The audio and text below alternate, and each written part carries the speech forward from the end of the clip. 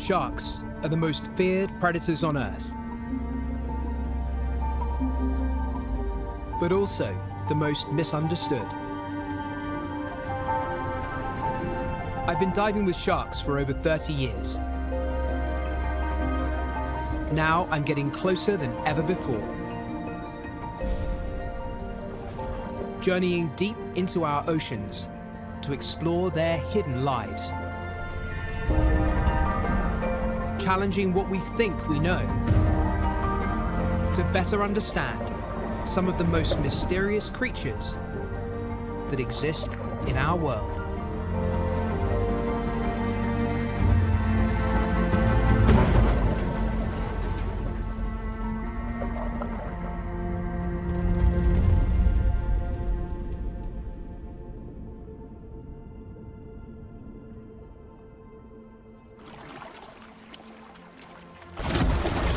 Sharks have conquered every corner of the globe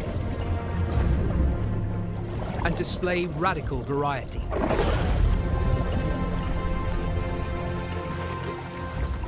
To see just how weird and how wonderful they can be, I'm starting in the world's wildest ocean.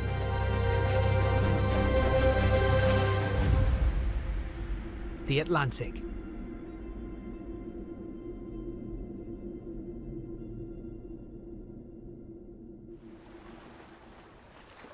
The Atlantic Ocean covers 1/5 of our planet's surface and is a truly extreme environment. It ranges from the freezing Arctic Ocean in the north all the way down through the tropics and equatorial seas and then down to the Southern Ocean and Antarctica. And with such a diverse array of habitats, the sharks here have had to evolve extreme adaptations to survive.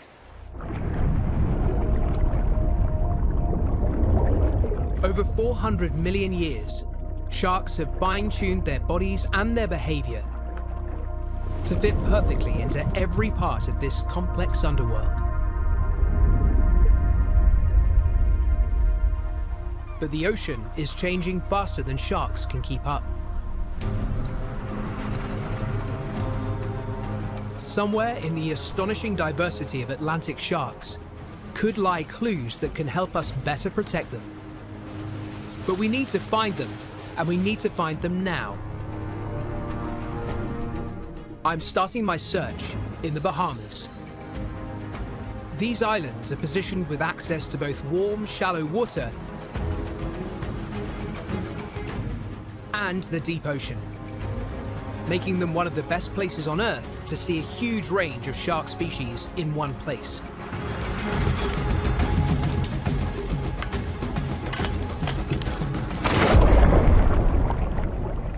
I want to get as close to sharks as I can. But these are wild animals. I need to understand their behavior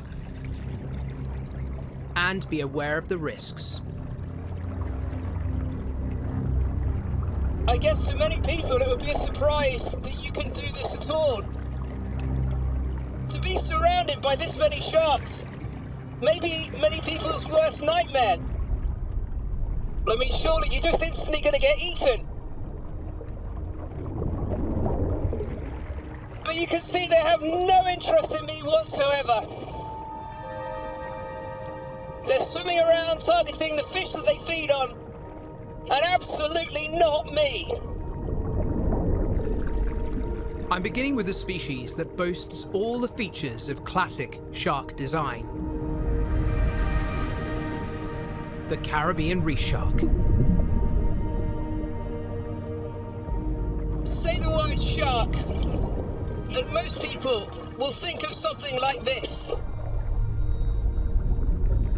And with their sleek lines, pointed snout, and that classic triangular dorsal fin, it's as close to a typical shark as you'll ever see.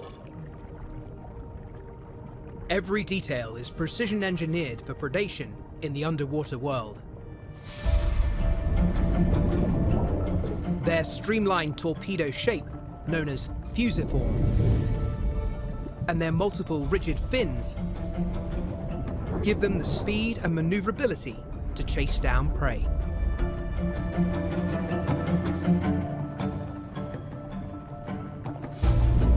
Shark skeletons are made from lightweight and strong cartilage instead of bone. It's the carbon fiber of the animal kingdom. Covering it all is armored skin with tiny teeth-like scales called denticles. This reduces drag and makes sharks supremely stealthy swimmers. Reef sharks may be something of a design classic, but sharks are not a one-size-fits-all animal. I want to see just how radically sharks can differ depending on their environment. Here in the Bahamas, I don't have to travel far to find an extreme example. The scientific group that contains the sharks is highly diverse, and it contains other animals such as the skates and the chimeras and the sawfish. All of those have a common ancestor, but over millions of years, they've evolved to have radically different body plans. And now, in modern times, perhaps the most extreme difference is from this.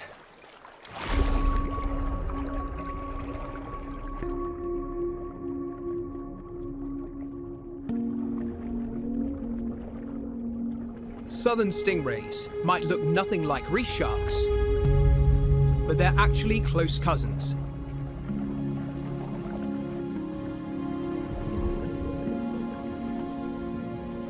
As they nuzzle around you, they're kind of like friendly puppy dogs. But this is a predator, and one which can suck crustaceans like shrimps and crabs straight up from the sand of the seabed. Everything about them is honed for a life cruising the ocean floor, where prey conceals itself in the sand and seagrass. Their mouths are positioned on their sensitive undersides, where they can feel out and snatch up crustaceans.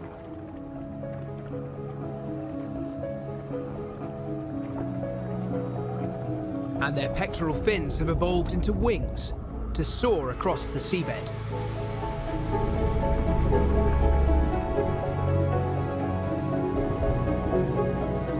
But there are tantalizing clues in the bodies of stingrays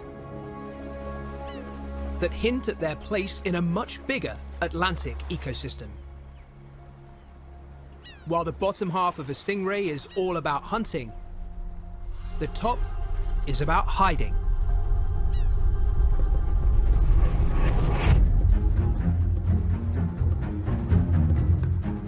See a stingray up close and you might wonder why this awesome predator needs eyes in the back of its head. Or why it has a fearsome weapon hidden at the base of its tail. Despite their almost friendly nature, they do have a defense, and that is their legendary sting. It's ragged and secretes a proteinaceous venom which can cause extreme pain, but they only use it to defend themselves.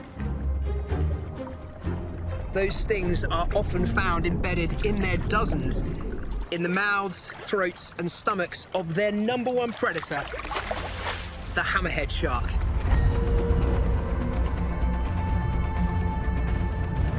The great hammerhead is a dominant force in the Atlantic.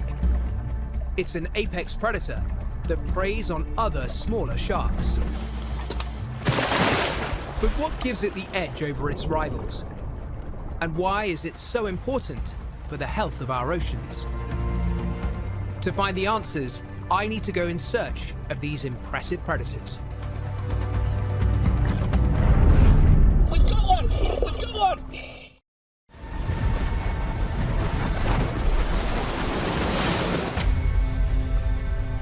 Atlantic sharks are a diverse array of awesome predators.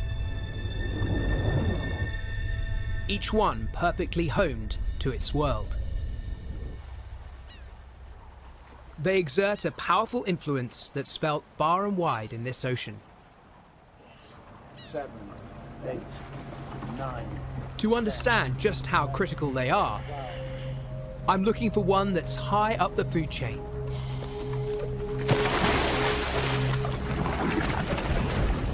To locate this shark, I'll need to turn its amazing predatory abilities to my advantage. The visibility is enormous, but yet I know that just beyond my vision, out there in the blue, is the animal we've come all this way to find. Every single shadow, although I know they're probably nurse sharks, is transforming in my head into a great hammerhead.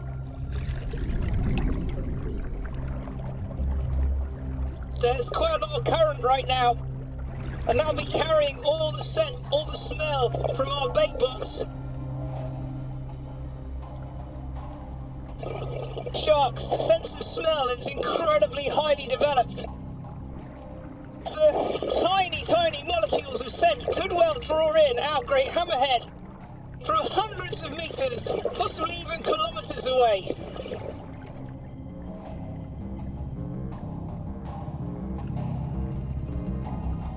Now it's just a waiting game. If there's a great hammerhead in the area, those super senses should kick into action and bring it to our bait. But this is a critically endangered species, with numbers that have crashed by 80% in some areas. So an encounter is far from guaranteed.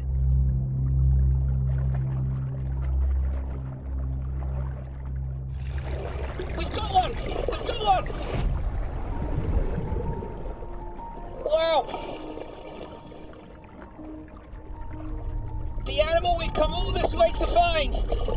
A great hammerhead shark!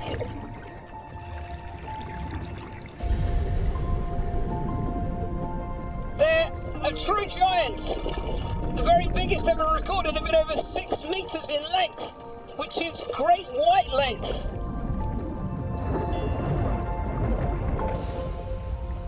Look at that head!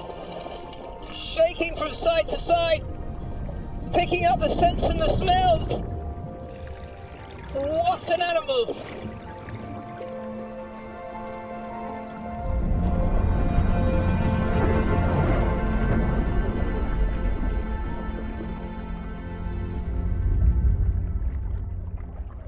The hammerhead's head is its secret weapon. It's packed with sensors that can detect even the tiniest of electrical currents given off by prey animals.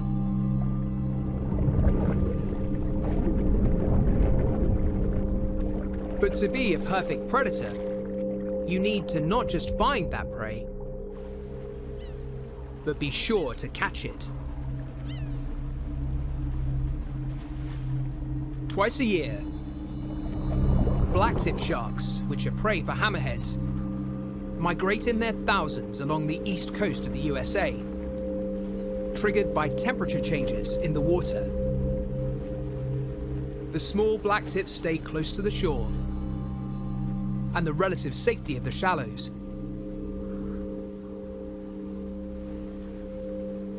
But those left on the fringes are still vulnerable.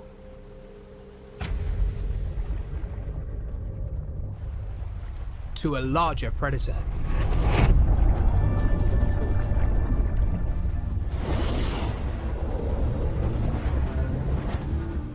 The hammerhead powers through the water with incredible agility.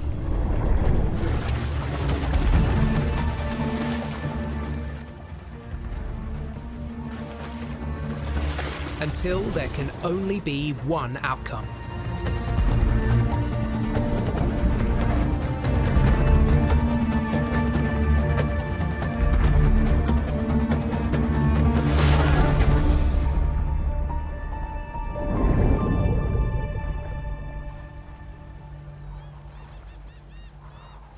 By controlling the numbers of other sharks, which in turn control the numbers of other fish species, the great hammerhead exerts a powerful regulating force over the ecosystem.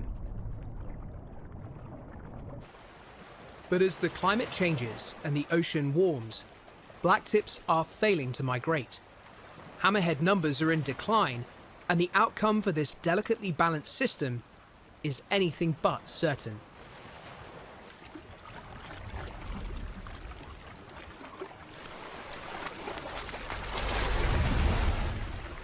For sharks, hunting isn't the whole story.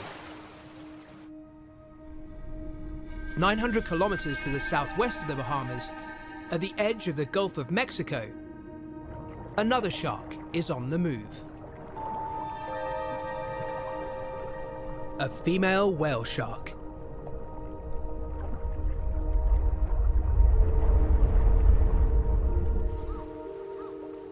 Normally, she roams utterly alone, seeking out plankton. She may be a totally different kind of predator to a hammerhead, but she's just as finely tuned to the rhythms of the Atlantic. And today, that means she's on a journey.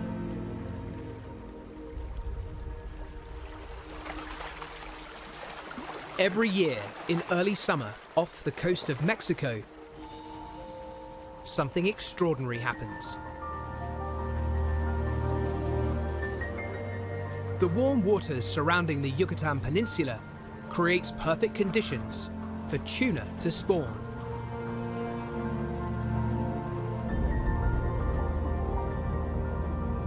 These fertile fish release trillions of their tiny eggs into the water,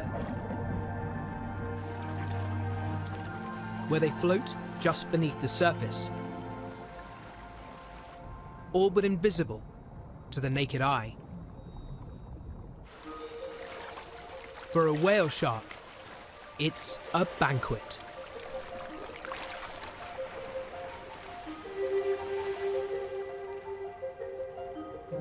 For the first time in many months, she's joined by others of her kind.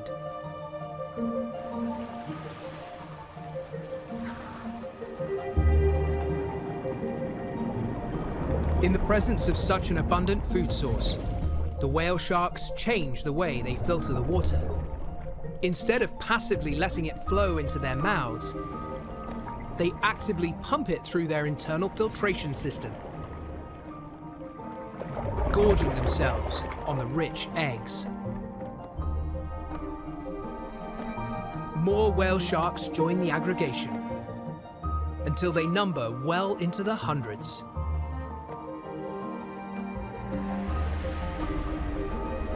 As the gathering peaks, giant oceanic mantas, their close cousins, emerge from the depths and glide among them in a breathtaking ballet.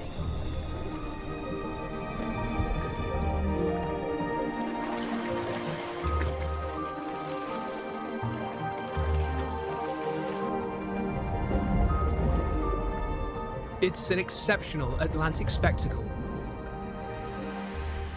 all brought about by the tiniest trigger.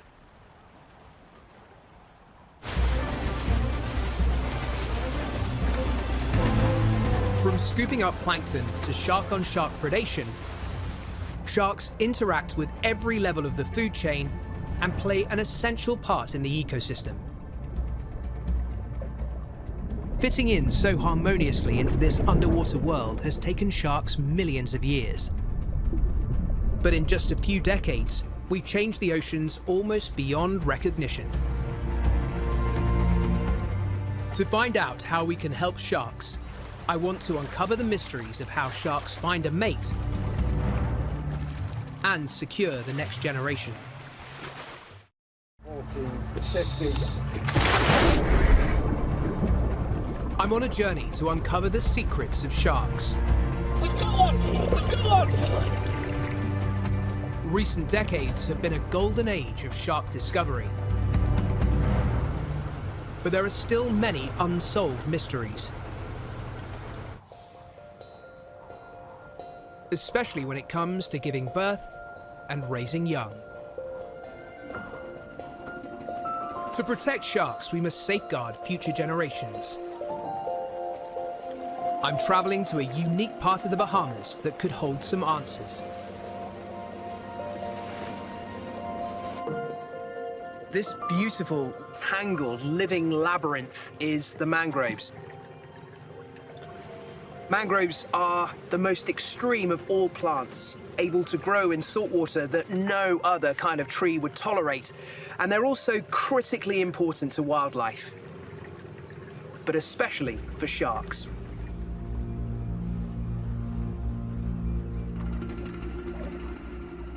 This juvenile lemon shark has already had a tough life. Some sharks hatch from eggs, but lemons give birth to live young, which are immediately left to fend for themselves. This youngster has survived starvation, predation, and even cannibalism. Incredibly, he's made it to 2 years old. Something fewer than half of lemon sharks manage to do.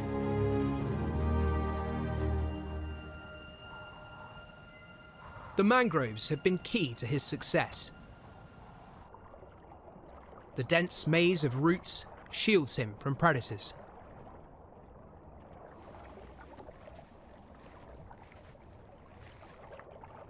And bony fish and crustaceans provide valuable hunting practice.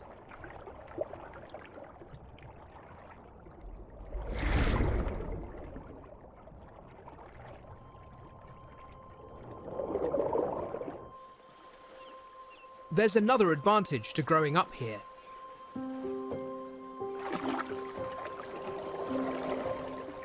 Companions.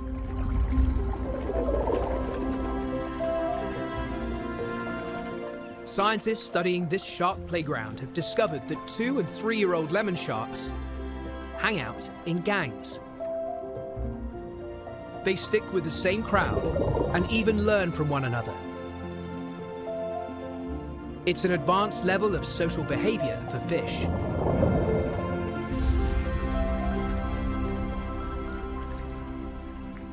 Stepping into the mangroves, it's easy to see just how valuable this habitat is for sharks. So here and now, it's all about the lemon sharks. These are all lemons. But there are so many different species of sharks that totally rely on these mangroves for their nurseries. So you'll get tiny hammerheads, perfect representations of the adult animal, bonnet heads, tiger sharks, all having their young pups in here. But this playground is under threat. First time I came to Bimini to work with the sharks was just over 20 years ago. And we came here to Mosquito Point because this was the very best of the mangroves. It stretched on for miles in every direction. And now it's been totally destroyed. It's been dredged, reclaimed, and is making way for luxury homes and a big hotel complex. And this same situation is going on all over the world. Mangroves are disappearing faster than rainforests. But if we can prove their value, we may be able to protect them. All over the world, scientists face a race against time to uncover the facts that could help us protect sharks. And the tropical mangroves are just the start. Leaving the Bahamas behind and following the warm waters of the Gulf Stream far to the northeast, you eventually arrive at the rugged coast of the British Isles. A place that every summer plays host to a mysterious shark.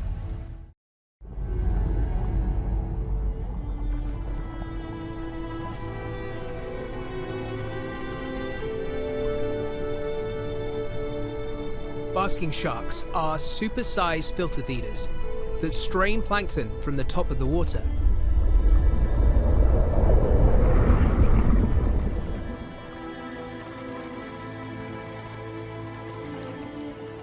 Their lives on the surface are fairly well understood. But when these creatures disappear into the depths, our knowledge disappears with them.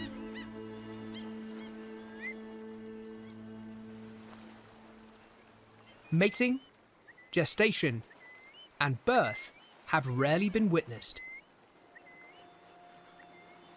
But here in Scotland, scientists have spotted sharks doing something new.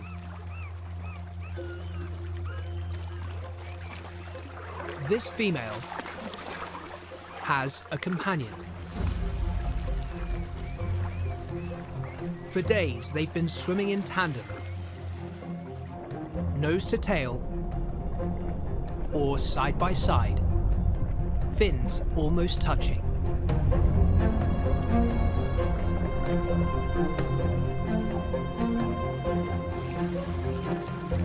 The behavior of following each other is intriguing.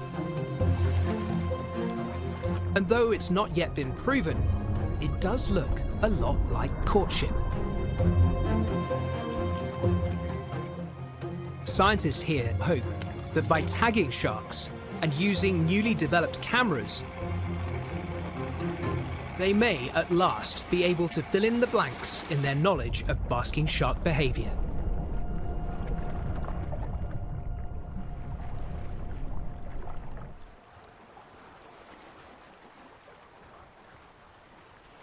Journeying further north as you approach the Arctic, the Atlantic becomes an arena of freezing temperatures, shifting ice, and deep, dark basins. Its hostile depths are home to the highly elusive Greenland shark.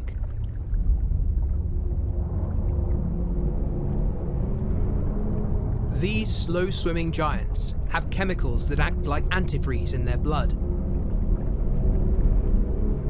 Their prey is thought to range from seals to the scavenged carcasses of reindeer and polar bears.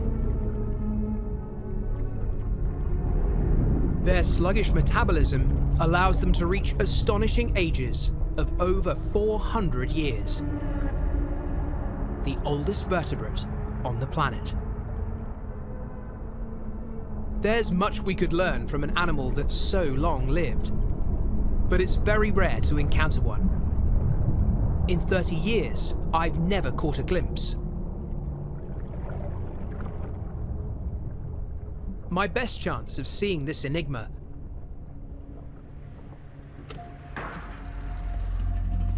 is by visiting the Natural History Museum in London.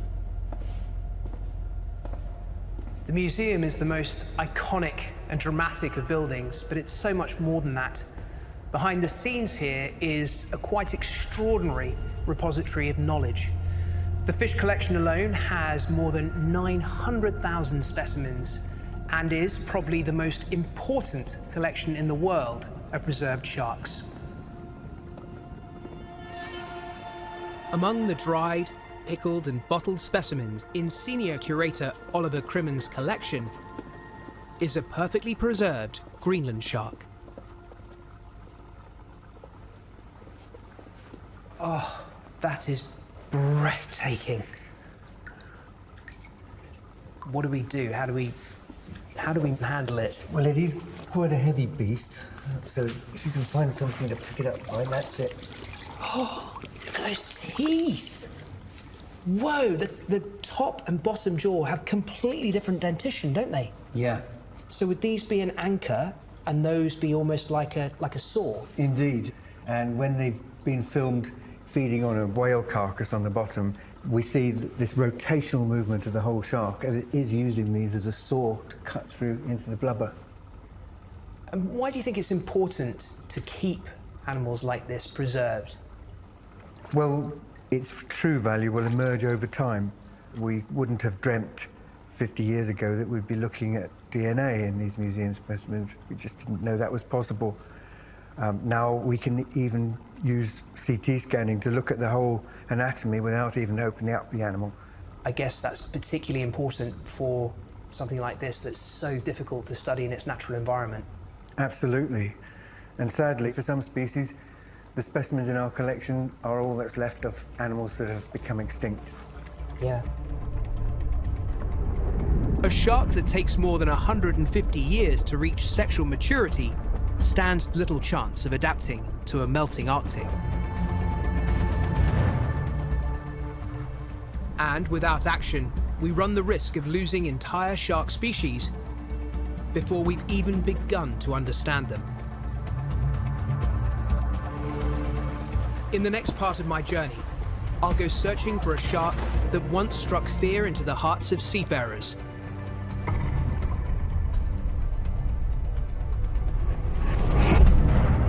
Whoa! The oceanic whitetip. In every part of the Atlantic, there is a wide diversity of sharks, but all are finely tuned to their underwater world. Today's reality is that humans have made parts of the Atlantic a hostile place for sharks. Through climate change, habitat destruction, and industrial-scale fishing. The Bahamas is a rare sanctuary. One of very few places where sharks are protected by law. But small pockets of safety are not enough. To understand why, there's one last species I'm desperate to find.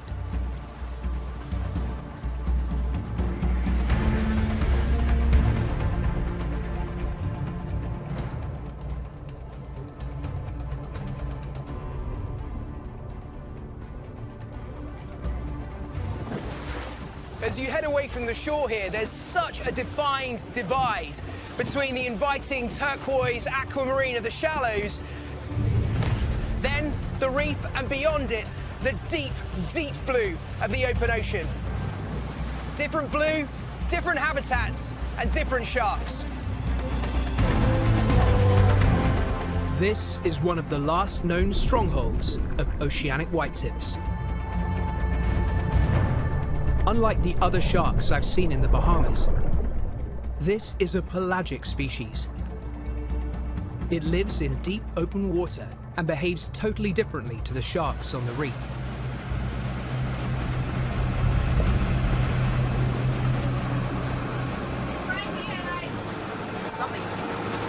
Something is kicking off! Come on, girl! We're getting the water! These sharks are attracted by thrashing in the water. You go, go, go, Duck, I'll catch you up. So we should enter as calmly and as smoothly as we can. So we have at least 3 oceanic whitetips circling at the back of the boat at the moment. Because you're in the blue, there's no bottom to protect you, there's no reef behind you to protect you. You really could have a shark come in from any direction. I'm taking a camera with me to record them. But it's also useful for fending off sharks that get too close. I've been hoping for 3 or 4 individuals, but as soon as I'm in the water, I'm surrounded.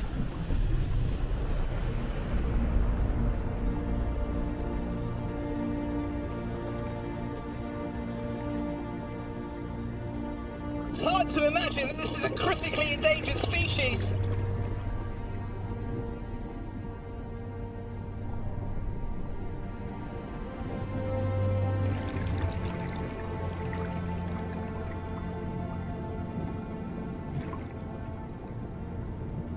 Look at that! They come in so directly. They are incredibly bold in their approach. Away from the abundance of the reef, the vast Atlantic is a hostile home where whitetips can go weeks between meals.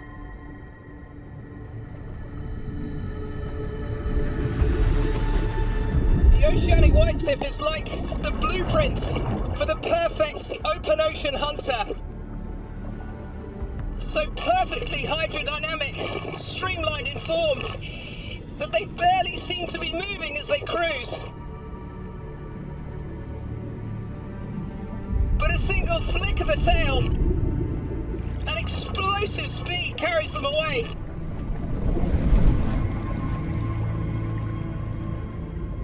They're constantly on a search for sustenance. And this hasn't just honed their bodies, it's also shaped their behavior. These sharks are highly inquisitive. Exactly what's needed to find food in an extreme environment. Whoa! Well, that's my first bump.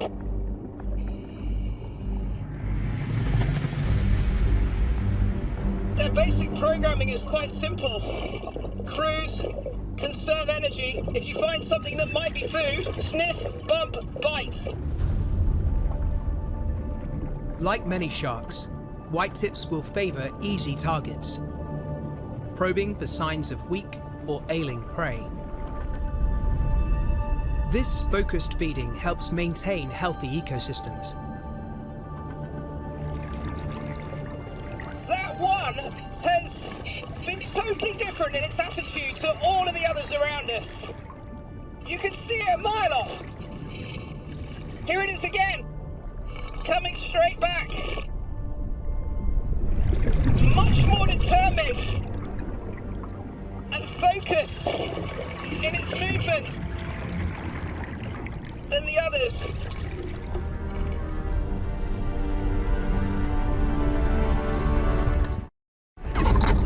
Whoa! It's unusual. They give your camera quite such a big bump as that. The snout is so sensitive that normally just a touch of the hard glass is enough to repel them.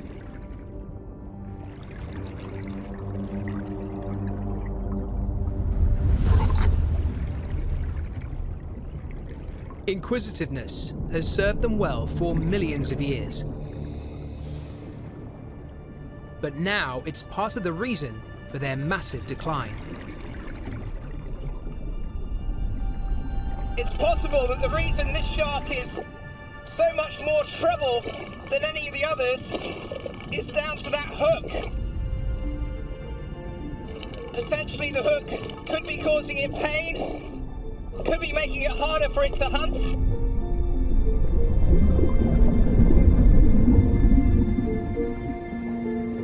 The fishing hook stuck in the mouth of this shark is not the only one.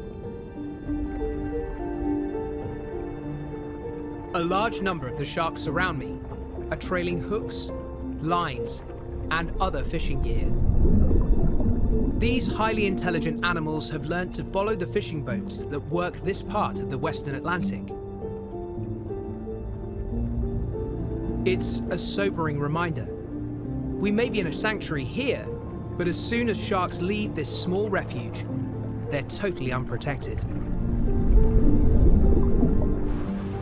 Commercial longline fishing, which targets big fish like tuna, ends up catching sharks by mistake.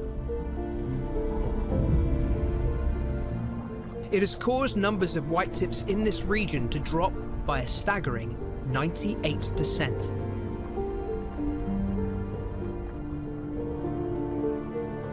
It's hard to get your head around when you see them here in such numbers and in such control that this is a critically endangered animal. In fact, it could lay claim to the dubious honor of being the most persecuted creature in our seas. There's a chance that if I can get close enough, I may be able to free some of these sharks from the hooks and lines that are causing them so many problems. But to do that, I'll need to ditch the scuba gear and enter their world unencumbered.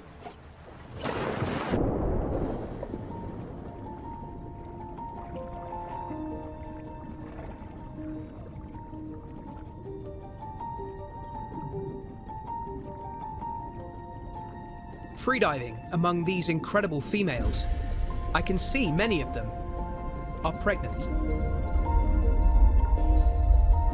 What makes sharks so vulnerable is their slow rate of growth and the time it takes them to reach sexual maturity. That's why places like the Bahamas where they can feed and rest without persecution, are so vital.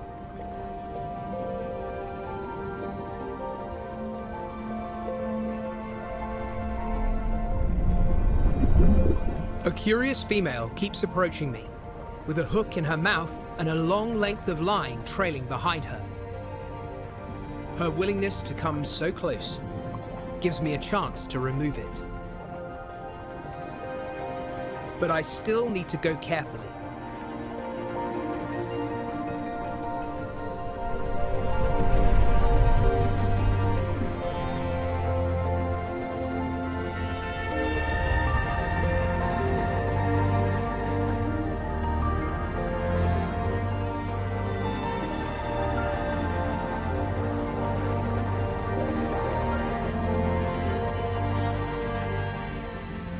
Finally, I managed to cut away the line. It's a small gesture, but one I hope will give her and her pups a better chance.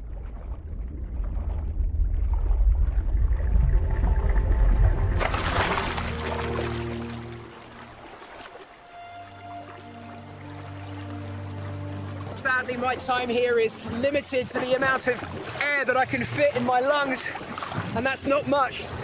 It means I'm on borrowed time down there in their world. Because seriously, I'd like this moment to last forever. It's one of the greatest of all wildlife encounters, with an animal that only has a future if we're willing to give it one.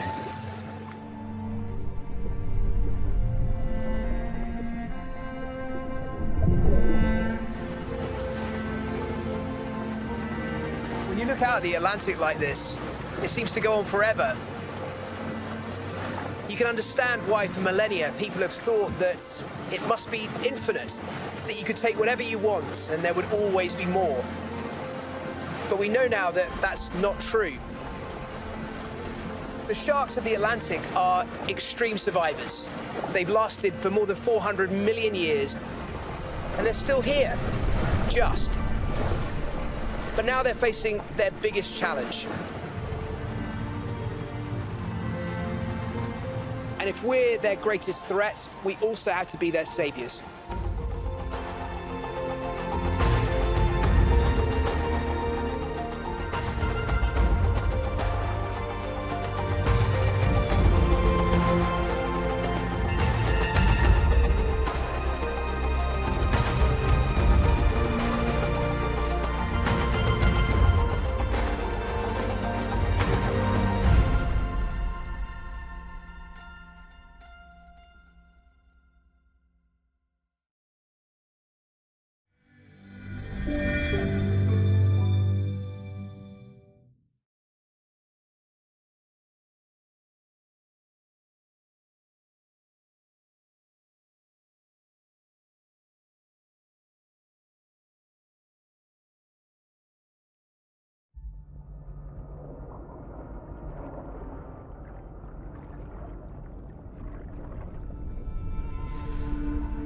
Sharks are the most feared predators on Earth,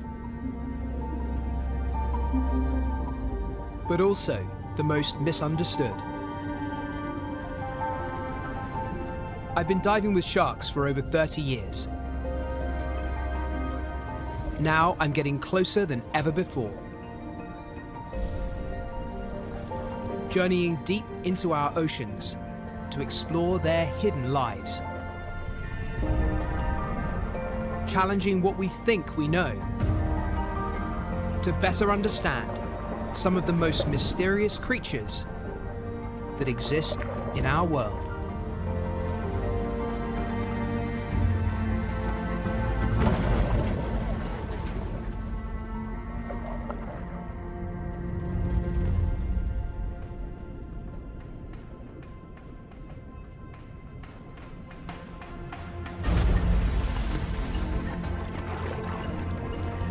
Across the world, sharks come in surprisingly different shapes and sizes.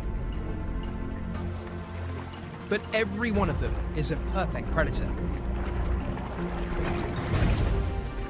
One of the best places to witness these extreme hunters in action is the rich and dynamic habitats of the Indian Ocean.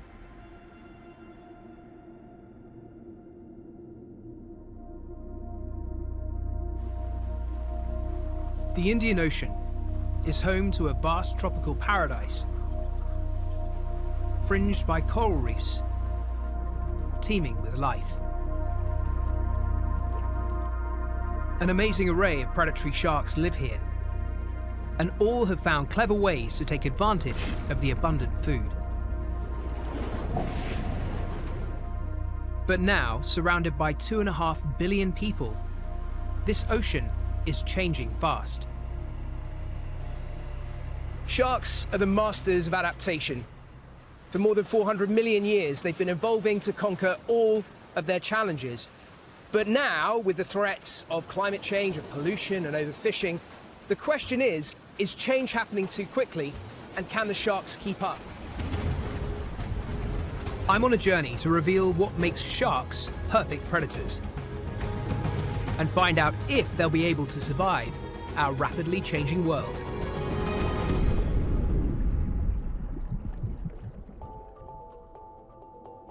I'm starting my journey south of Durban, off the east coast of South Africa.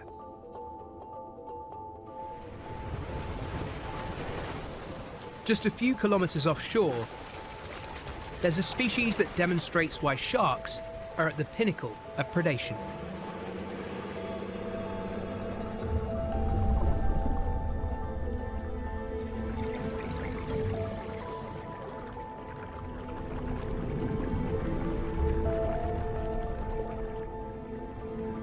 These are blacktip sharks. A really classic shark design. It is a long-distance migrant.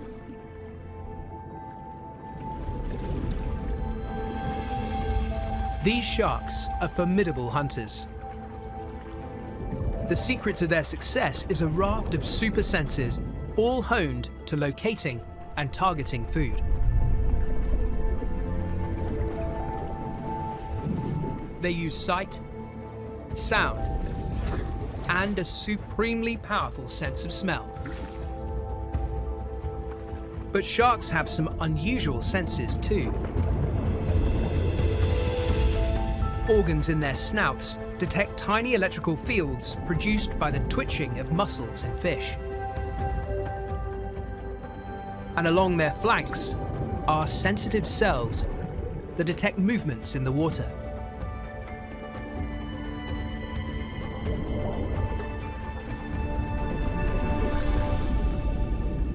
It's remarkable that you can swim in seas like these, where the visibility is so low, and yet they come within touching distance of you and never show any urge to bite. They know exactly what's food, and they stay well away from us.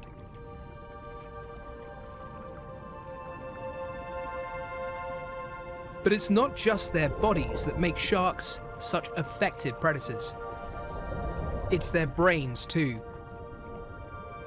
Sharks are strategic, using their skills creatively to capture prey in a range of different scenarios. One of the most dramatic displays of this takes place in these same South African waters. It's June, and offshore, fish are gathering. Seasonal temperature changes in the water trigger hundreds of millions of sardines to swim north along the coastline. This is the sardine run. Their swirling congregations can measure 30 meters deep and 1.5 kilometers wide. It's one of the largest migrations of prey animals in our oceans.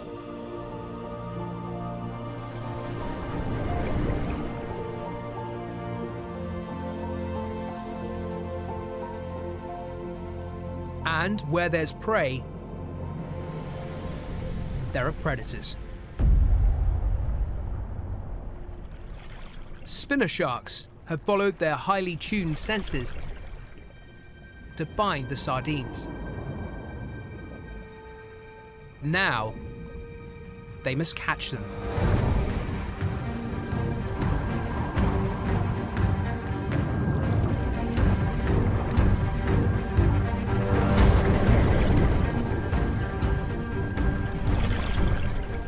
The sardines have an effective defense. There's safety in numbers.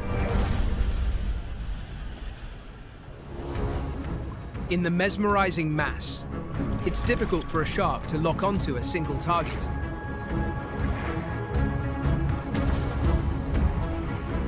But an opportunity is about to arrive.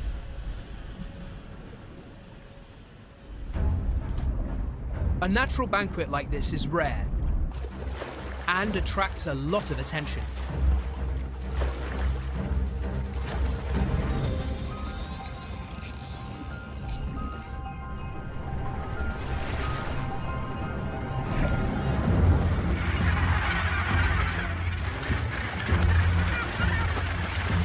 Pelted by gannets and charged by dolphins, the sardines are herded into tightly packed clusters known as bait balls. The spinners seize their opportunity, snatching easy mouthfuls of the densely corralled fish.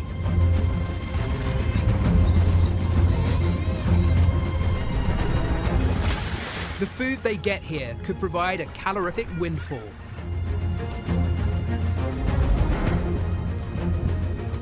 But they need to be quick.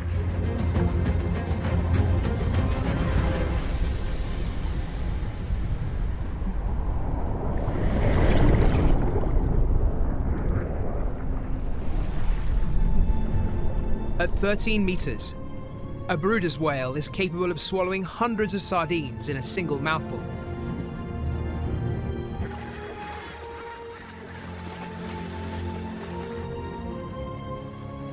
A combination of physical attributes and smart behavior has allowed spinner sharks to capitalize on this immense feeding opportunity. But things are changing. A warming of the Indian Ocean is affecting the cold water currents that trigger the sardine run. The migration has failed to happen 3 times in the last 20 years. Without a reliable sardine run, spinner sharks and other species will go hungry.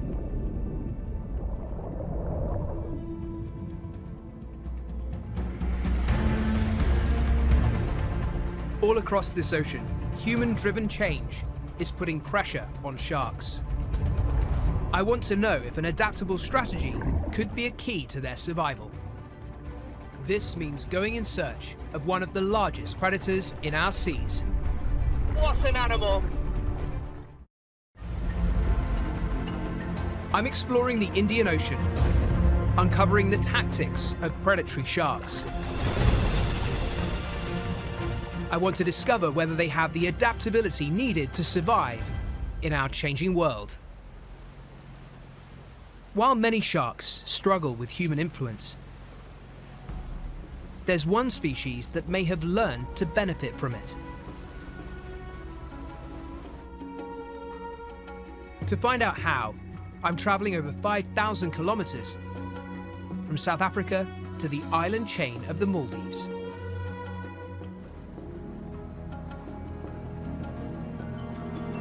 In Port Moula, local fishermen are bringing in the day's catch of tuna. Watching and waiting are tiger sharks.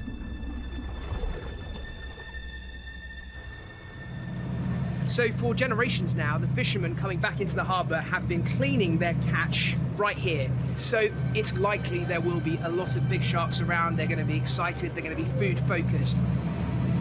It's critical that we are always on our game, watching each other's backs, and just have the ultimate respect for these animals.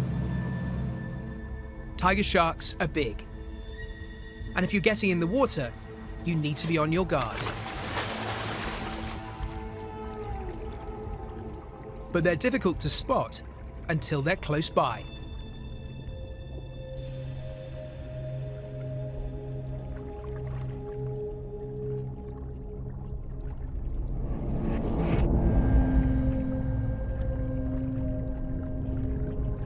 Swimming with tiger sharks, you have to be super cautious because you never quite know what they're going to do next.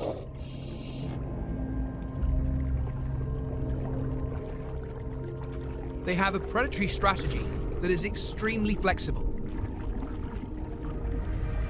Tiger sharks have a reputation for being the dustbins of the deep, but that's a little unjustified.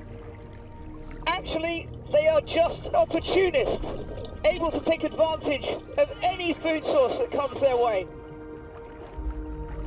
They eat everything from live fish, crustaceans, and sea turtles to dead animals. This female has found a meal in the discarded fish guts. But now I'm up close, I realize there's more to this story. Most of the big animals you can see here are females. When you look at their bellies, you can see that it's full and round. These are expectant mothers. The fishing waste eaten in these waters provides vital nourishment for the pups she is likely carrying.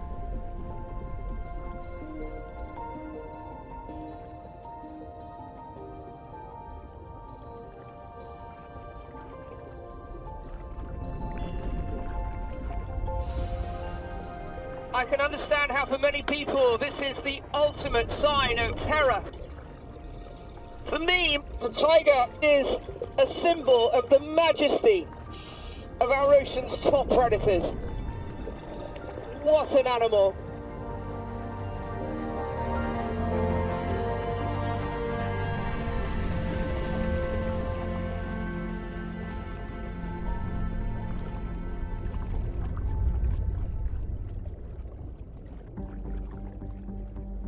What I've seen in the Maldives gives me hope. At least some species of shark are finding ways to coexist with humans. Tigers are able to do this because they're generalists, eating a wide range of food. But what does the future hold for the many sharks that are highly specialized hunters? Traveling over 6,000 kilometers, the Indian Ocean meets the Pacific on the northern shores of Australia.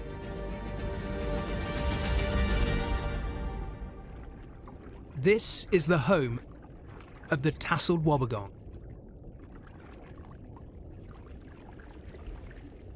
Unlike its ocean-wandering cousins, this shark likes to stay local.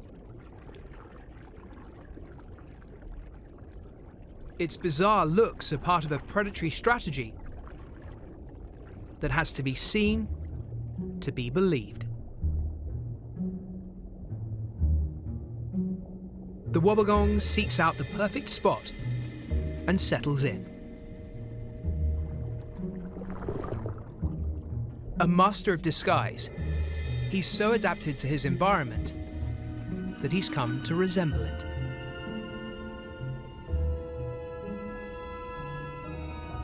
Using his tail like a lure, he waves it back and forth,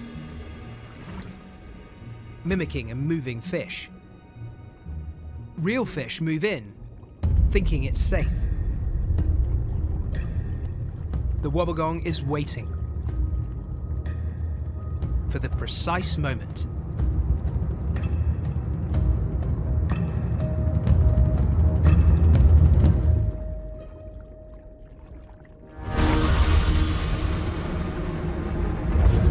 These sharks are ambush hunters.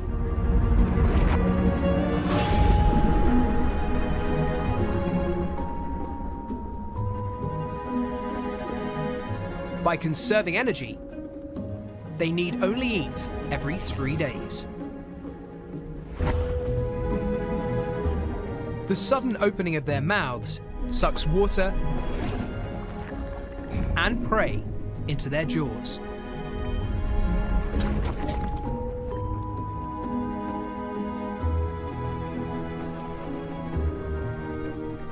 The wobbegong's predatory strategy can only work if coral reefs stay healthy.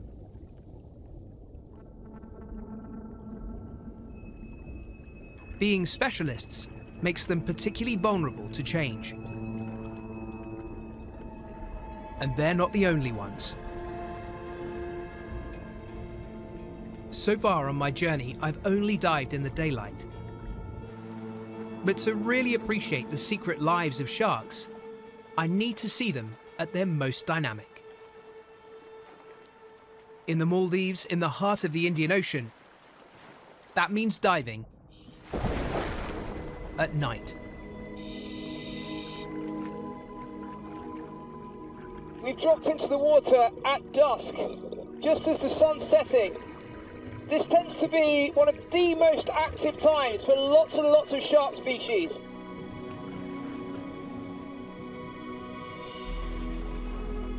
These are tawny nurse sharks. They're nocturnal reef hunting specialists.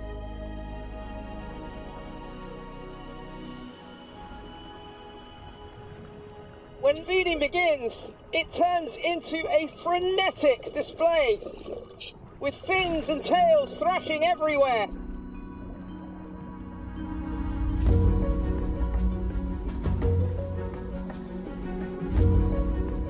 They scour the reef for snails and squid.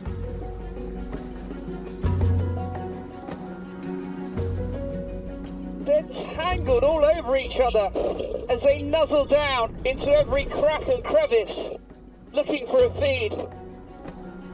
When they find something, they suck it up like a vacuum cleaner.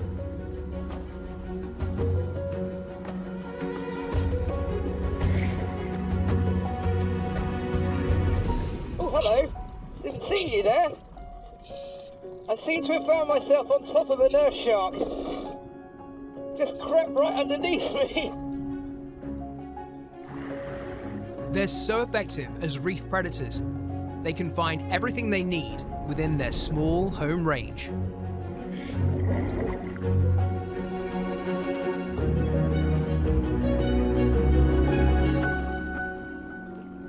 You can see how much the lives of the nurse shark are intricately interwoven with that of healthy coral. It's a home, a habitat, yes, but it's so much more than that.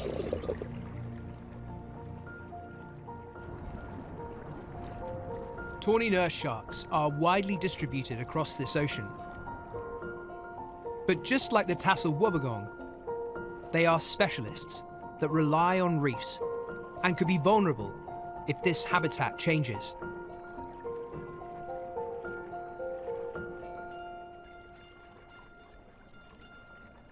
To see what the future might hold for sharks, I need to understand the impact humans are having on this ocean. It will mean confronting some uncomfortable truths and coming face to face with an ocean giant. Isn't that something absolutely exquisite?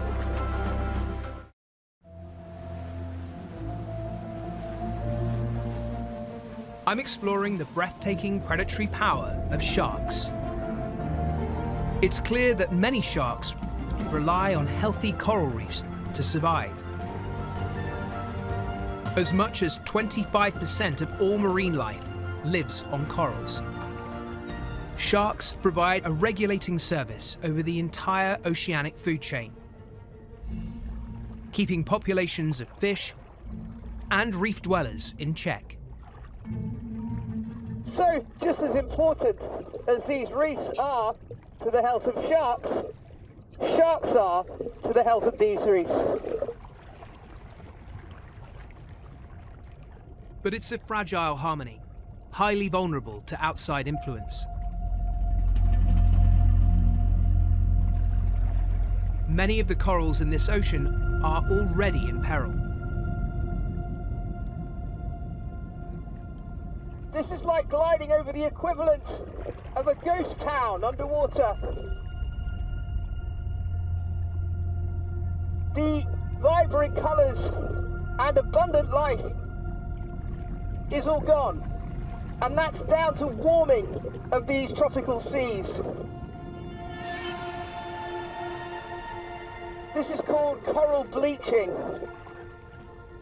Even a small increase in the water temperature can make corals sick and cause them to die off, taking their abundance of food with them.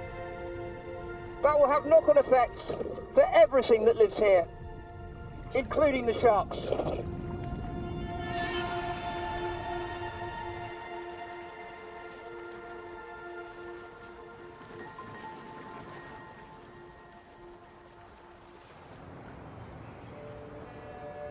Surrounded by more than 2 billion people, the pressure on these waters increases every day. But the warming sea isn't the only issue here.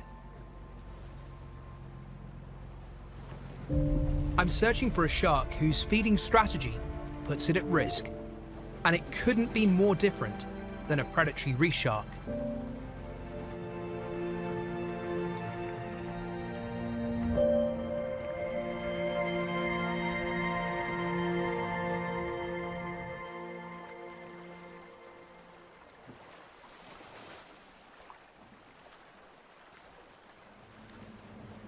This gentle giant is a whale shark, the largest species of fish on our planet. And they get to that size despite the fact that they feed on very, very tiny organisms, plankton.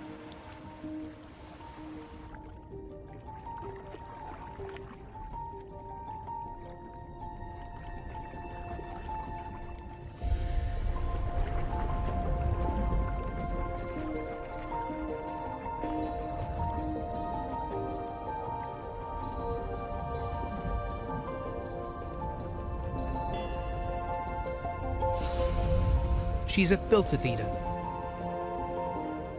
drawing in up to 6,000 litres of water an hour. Her gills do the important work of sieving out food in vast quantities.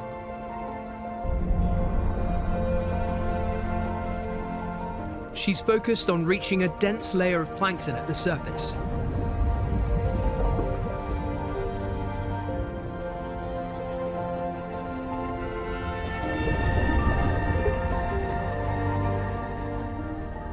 This gives me an opportunity to get closer to a whale shark than ever before.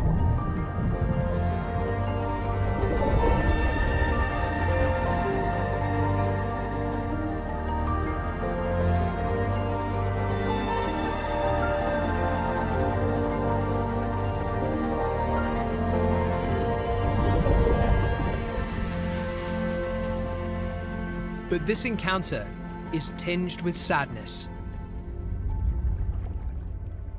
These waters contain a hidden poison: plastic.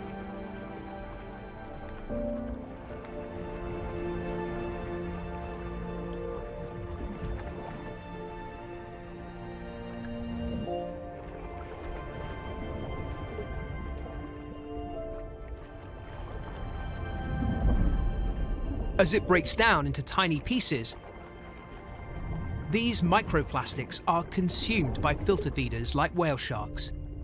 It accumulates in their bodies and could make them ill.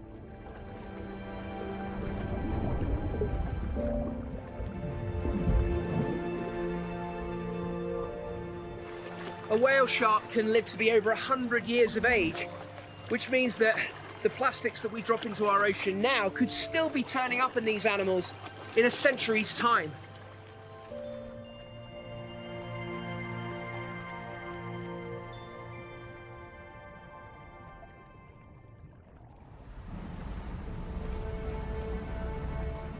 To appreciate the scale of the problem, I'm traveling to an area of the Maldives and into an ecological nightmare.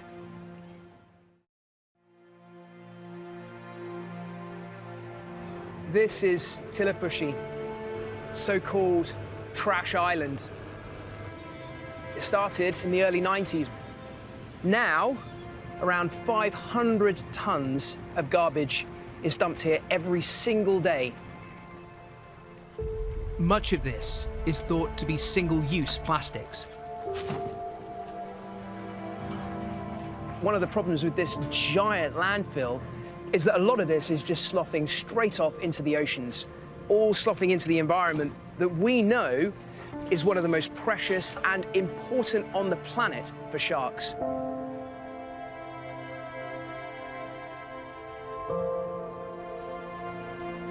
This is one dive I doubt I'll enjoy.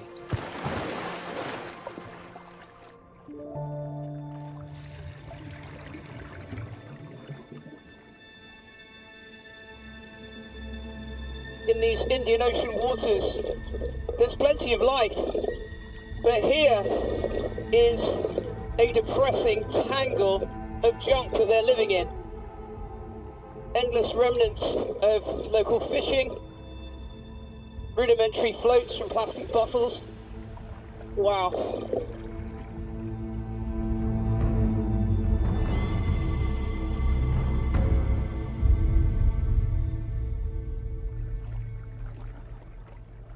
But there is hope here. The Maldives has recently banned the importation of many single-use plastic items. And that's not all. They created a shark sanctuary.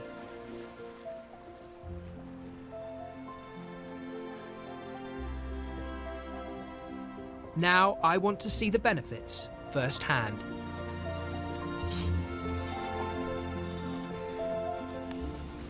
I've come to the west of the Maldives in search of a cousin of the sharks.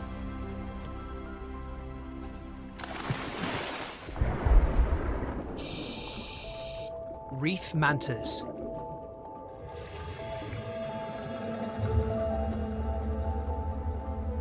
For now, all I can see is gloom, but that's quite positive. This green goo in the water is plankton, and that's exactly what will be attracting the mantas in.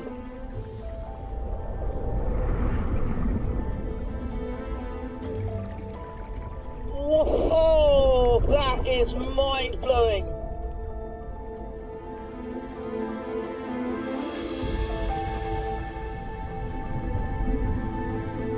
This sanctuary is clearly working.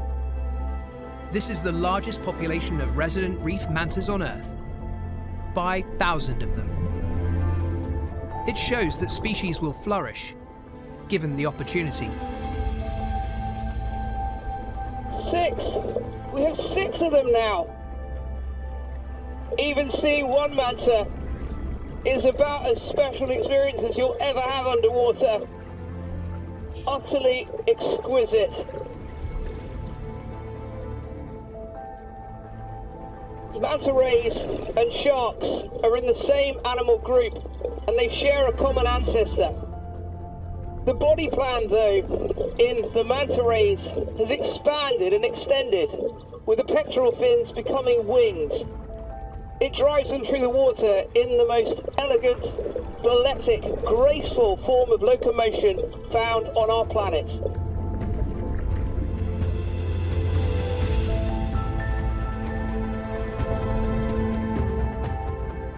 They too are filter feeders. They use cephalic lobes to funnel water towards their mouths and filter out microscopic zooplankton.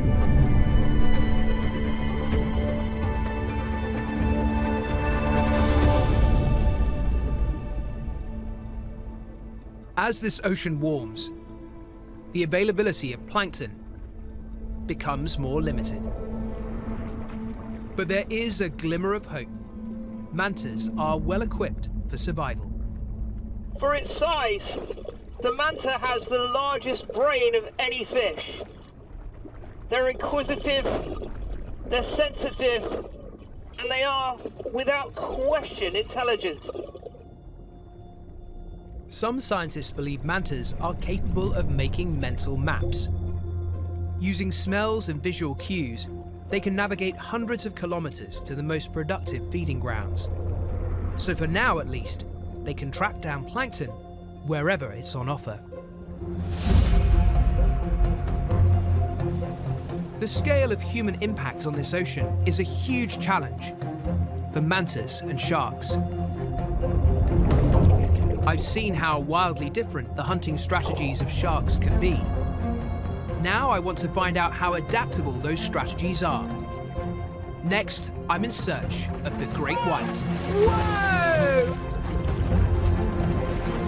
To see how this, the most iconic of all sharks, is faring.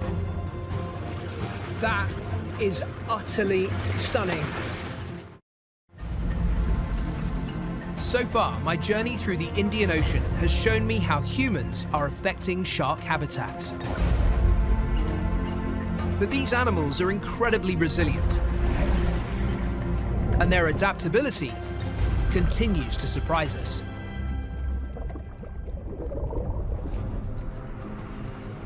Due southwest from the Maldives, on the very edge of the Indian Ocean, is South Africa's Western Cape. I've come here to find out just how adaptable the most famous shark of all is, the great white. These sharks have a fearsome reputation that is based far more on fiction than fact.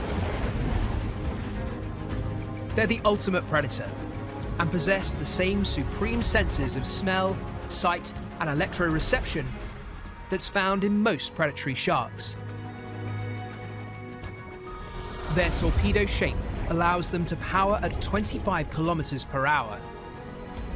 With 300 razor-sharp and self-replacing teeth, they can pierce all prey on contact.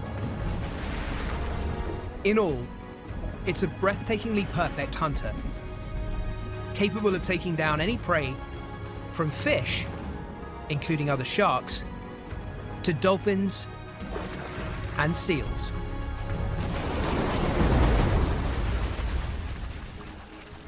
Yet still, white shark numbers have plummeted in some areas. My friend and camera operator Mornay Hardenberg knows these sharks well. I grew up diving around these waters. I have a passion for the animals in the ocean, and being able to work with them the way that I do is really nothing but spectacular. Mornay has become increasingly worried about white sharks. This used to be the best place in the world to see white sharks naturally hunt Cape fur seals.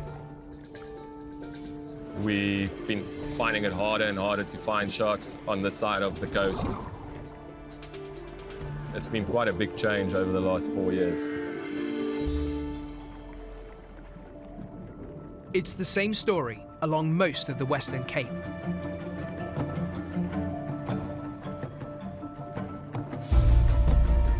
There are various competing theories as to why white sharks are disappearing. I've come to Mossel Bay on the Western Cape. It's one of the few places where they're still seen. I'm joining Dr. Enrico Gennari, who studied white sharks for over a decade. He's tagged them to track their movements, and he may have some answers.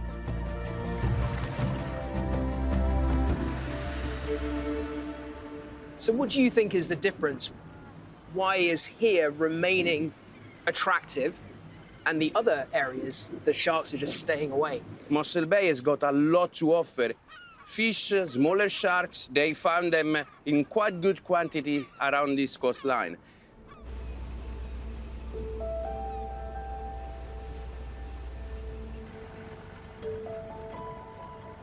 The white shark has started to move east, leaving the areas where there's not a lot of food left. If you go on an holiday and the local supermarket doesn't have the food, what do? You go to the next spot. That's what the white sharks are doing. Here in Mossel Bay, numbers of prey fish are much healthier. This could be one of the reasons why white sharks are moving in. So in a way, the harbor is providing almost a sanctuary for those smaller sharks in the area and, by consequence, to the white shark. Mossel Bay has an ample supply of smaller sharks for white sharks to feed on. And there's another prey species in abundance here. Seals. To catch them, white sharks deploy an awe-inspiring hunting strategy.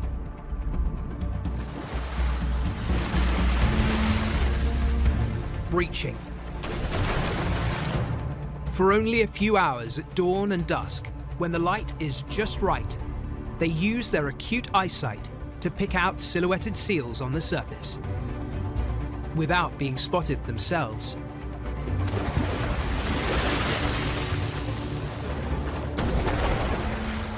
It's the ultimate predatory move.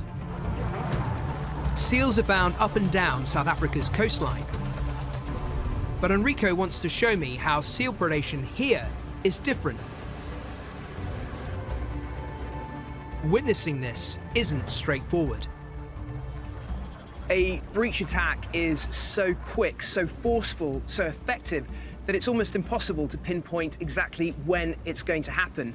But we can increase our chances of being able to film it using one of these. This is a decoy, which is a representation of a seal. It's going to act at the surface very similarly to how a real seal would. The decoy is harmless to the shark, and they release it when they realize it's not food. To analyze this behavior, we're filming with slow-motion cameras.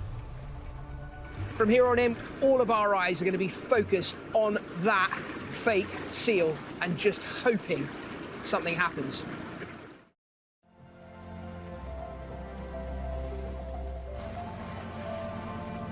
We wait for almost an hour until the light levels are ideal. Whoa! Unbelievable! No way! Absolutely spectacular in a perfect silhouette against the haze hanging over the beach. The greatest ambush on our planet, and it just happened right behind our boat. If that had been a real seal, it would be all over.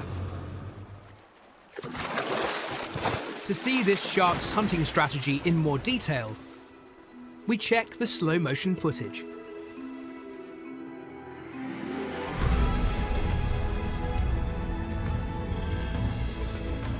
And carries on up and up.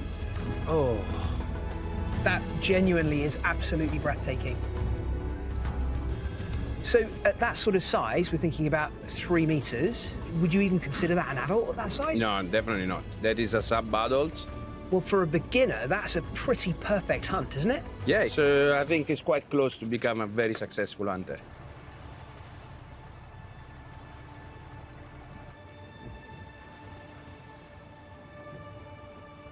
Soon, the failing natural light signals the end of the day.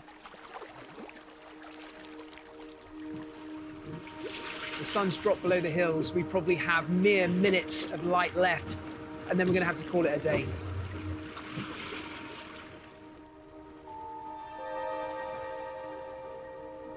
But Enrico knows something truly amazing happens here.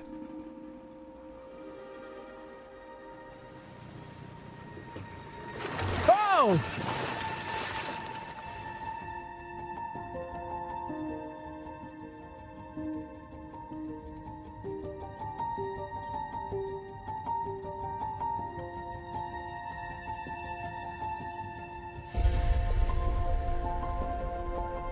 Just as I thought it was all over and I could barely see the decoy, all of a sudden, all of this man-made light has just come all over the shore, hasn't it? Yeah, this is really unique about Mossel Bay. White sharks have learned to modify their natural behavior to make the most out of a new situation that we as humans have provided. These juvenile sharks appear to be taking advantage of the artificial light from nearby homes and hotels to hunt later into the night.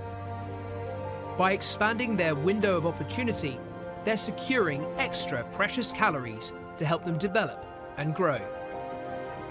What I've seen here is truly remarkable. It seems not only have white sharks moved location in response to overfishing, but they've also adapted their hunting strategy to actively take advantage of human presence. The fact it may be the young sharks doing this is even more exciting, and gives me hope for future generations.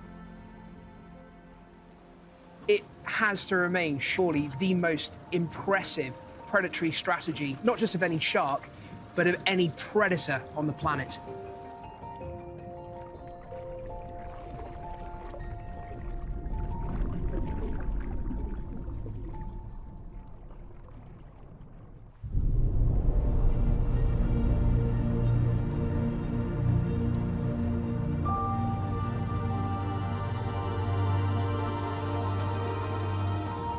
The Indian Ocean has shown me many of the magnificent predatory sharks that live on the planet.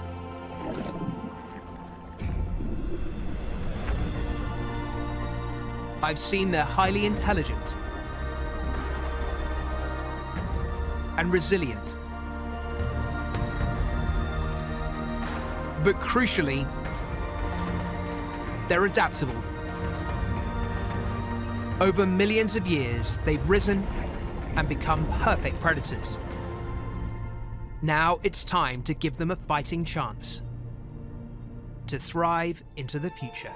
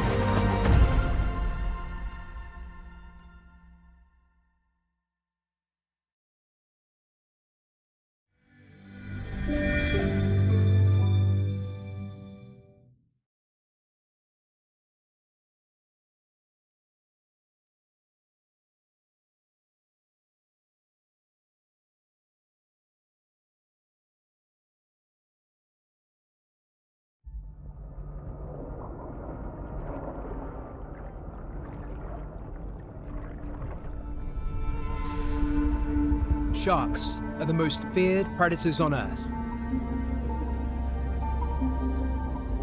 but also the most misunderstood. I've been diving with sharks for over 30 years. Now I'm getting closer than ever before. Journeying deep into our oceans to explore their hidden lives. Challenging what we think we know to better understand some of the most mysterious creatures that exist in our world.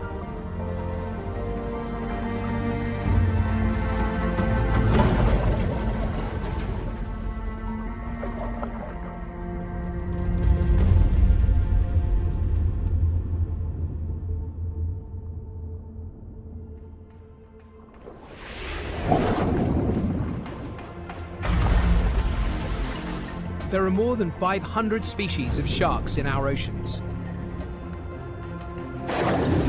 Their bodies and behaviors, all staggeringly diverse. Nowhere has more shark habitat than the largest ocean of all, the Pacific.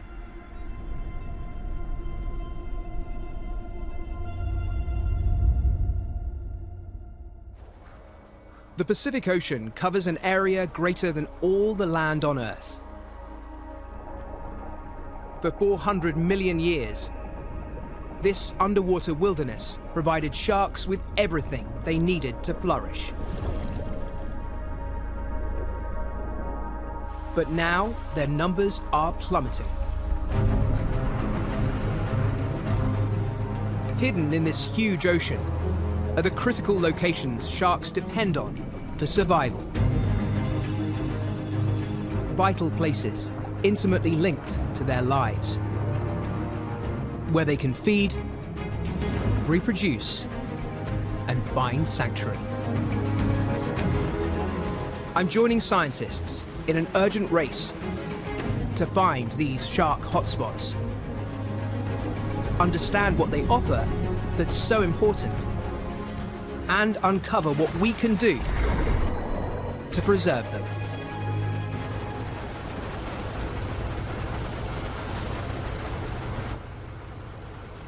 My journey begins at an island in the eastern Pacific. It's incredibly remote and draws in sharks in huge numbers. 36 hours of open sea and we're here. Cocos Island, the island of the sharks. I've waited a lifetime to get here, and we're finally here, but I'm pretty sure it's going to be worth it. 550 kilometers off the coast of Costa Rica, Cocos is a tiny speck of land, surrounded by the vastness of the Pacific. Sharks must come here because it offers them something essential.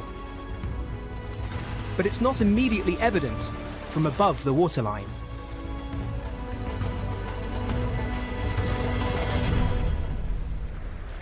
So what you can see here is actually the pinnacle, the summit of a mountain, a submerged volcanic seamount that begins out there in the depths and then crests here above the waves. To understand why a submerged volcano is a paradise for sharks, I need to enter their world.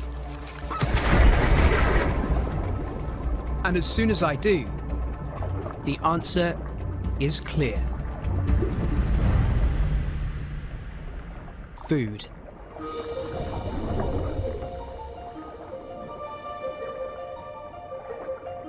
When strong Pacific currents collide with the underwater walls of the seamount, they're forced upwards, pulling up nitrates and phosphates from the seabed. This creates blooms of plankton that kickstarts an explosion of life. These seamounts drive nutrients up from the deep seas into shallower waters.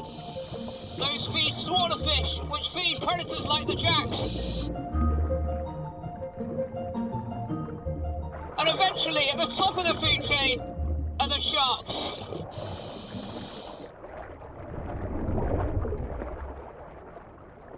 All these fish mean predatory Pacific sharks won't be far away. What is that? But the first shark to appear is actually here for the plankton.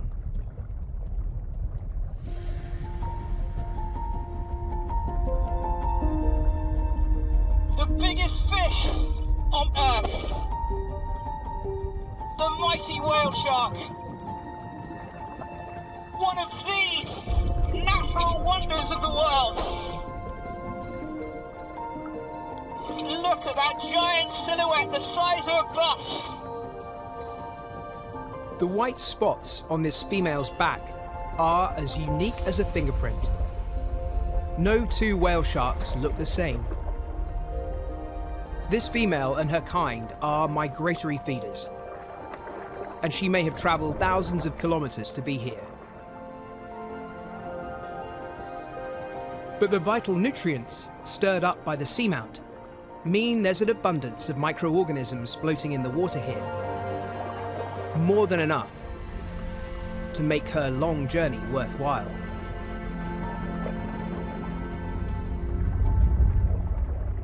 This, to me, is why Cocos is so special, and why we should all care about sharks. And it's only due to havens like this that they can still survive.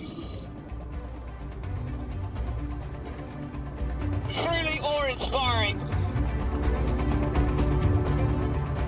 The presence of whale sharks and a whole host of other species at Cocos Island demonstrates the immeasurable value of particular places to shark lives. Thankfully, in Cocos, this value has been recognized and the island is now protected. But other shark hotspots are not so fortunate. Finding and safeguarding them is now an urgent priority for shark conservation. But sharks need more than just food to survive. The time when they most need a reliable sanctuary is when it comes to reproduction. Traveling northwest from Cocos, the rugged coast of California has been shaped over millennia by the relentless pounding of the Pacific.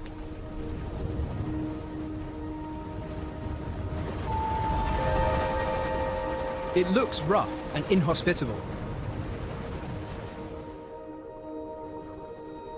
But beneath the surface, it's a world apart.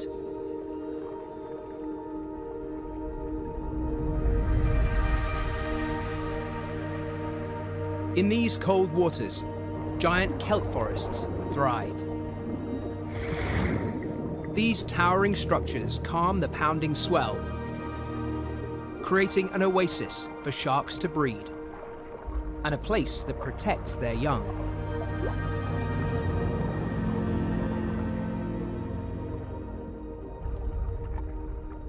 This is a swell shark. Found only in the eastern Pacific, they come to these underwater forests to reproduce.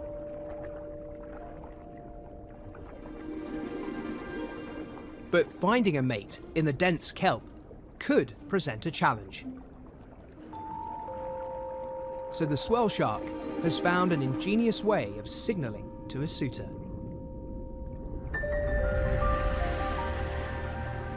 They appear to glow.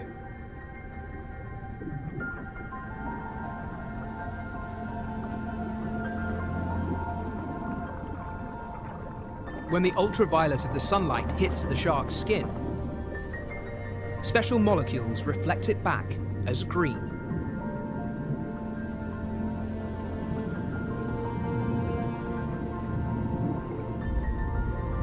The unique lens in a swell shark's eye allows them to see this light. In the shelter of the kelp fronds, they can find each other and mate.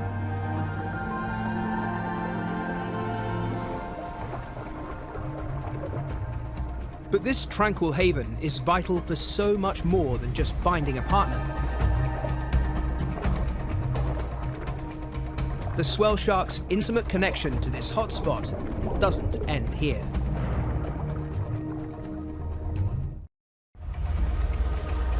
In the turbulent Pacific, the kelp forests of California provide an oasis of calm.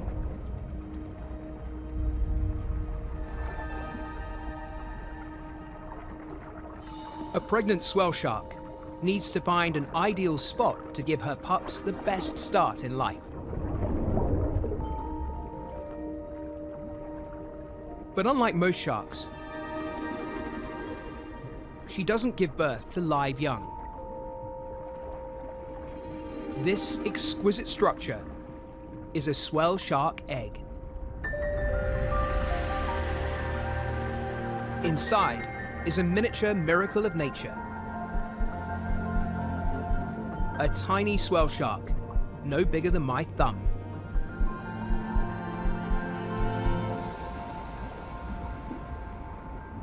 For up to a year, the egg case will cling here. Surrounded by predators on the lookout for an easy meal. The only defense is staying hidden.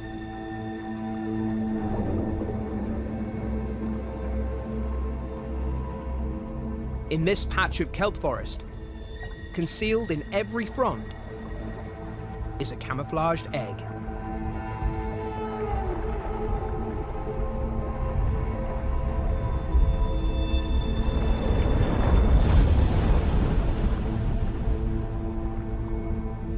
If they're torn loose, they're quickly devoured.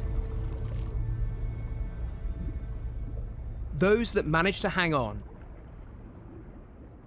finally emerge as perfect miniature copies of adults. Against the odds, they've survived.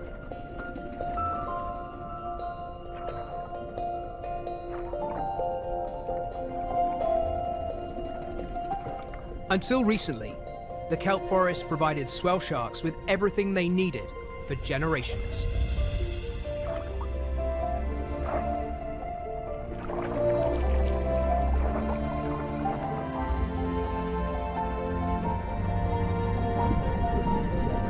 But when the time comes for this little shark to have offspring, there may be nowhere safe left to hide them.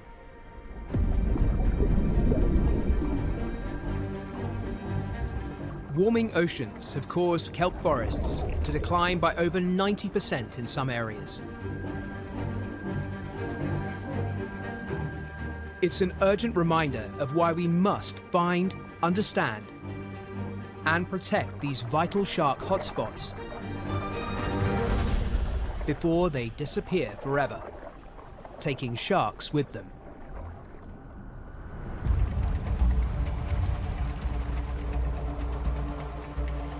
In my search for these crucial places, we return to the volcanic island of Cocos, a vital staging post where we know sharks of all kinds come to feed. Seeking out reliable sources of food is a fundamental need for any animal, but there are other and surprising reasons sharks travel here. All are essential to their survival.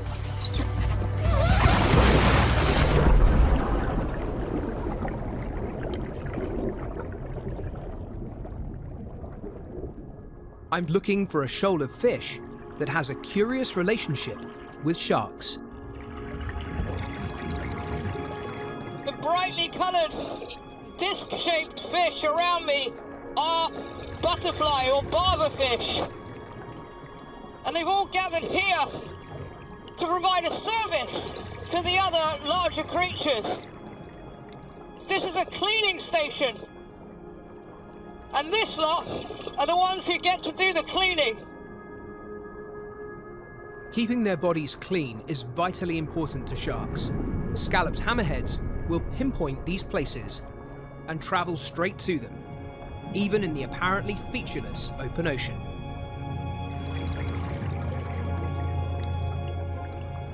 The iconic hammerhead is the key to their navigational prowess. Packed with electrical receptors called the ampullae of Lorenzini, it gives them a sixth sense, allowing them to pick up the Earth's invisible electromagnetic fields. Iron in the rocks of underwater volcanoes like Cocos make these fields particularly strong.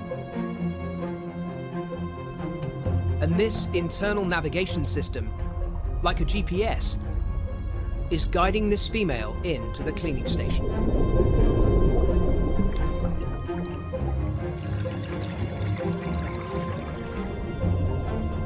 As the sharks approach, they rock their bodies from side to side as a signal to the smaller fish that they're ready to be cleaned. The cleaner fish bravely oblige, darting in to eat dead skin and parasites, and cleaning her wounds. It's a mutually beneficial bargain. It's a perfect example of symbiosis, of two animals living and working together in harmony. The contented female shark is soon joined by others. And all wait patiently for their turn.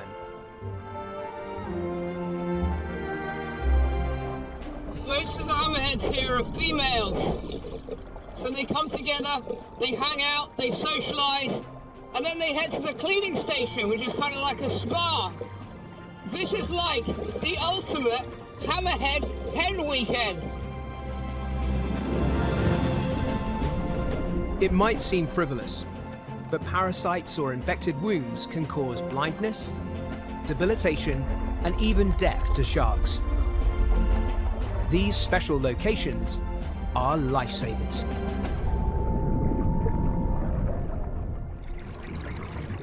From cleaning and feeding stations to safe havens for giving birth, sharks depend on a whole network of critical hotspots that serve them at different stages of their lives. But it's not always about finding the right place. Incredibly, over millennia, sharks have also adapted to arrive there at just the right time.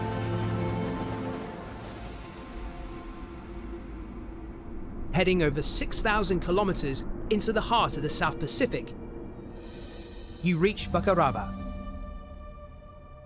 a group of isolated island atolls.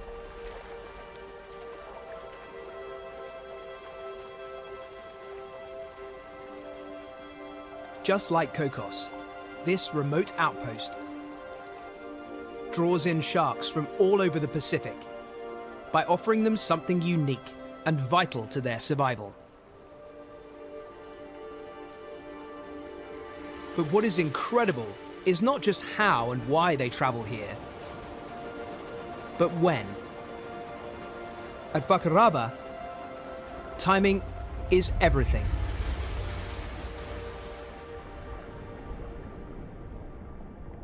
It's the highest tide of the year, and grey reef sharks are gathering around a submerged channel. Their numbers swell into the hundreds, and they hang in the current, waiting.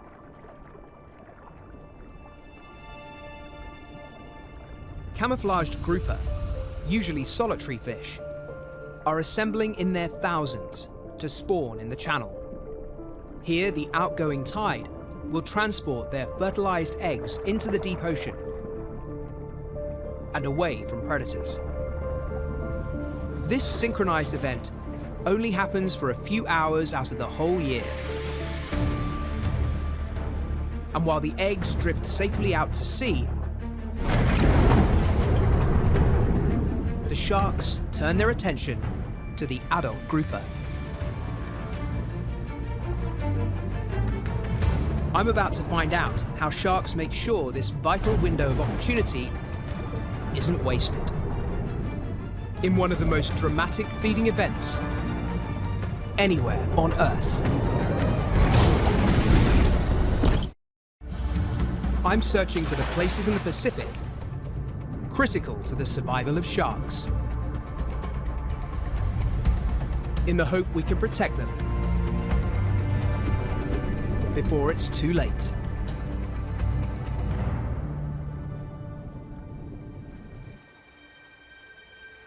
In remote French Polynesia, the feeding event of the year is kicking off. As grey reef sharks gorge on grouper. We know this once-a-year feast is vitally important to the sharks' energetic needs. But until recently, what happened inside this cyclone of activity was a mystery.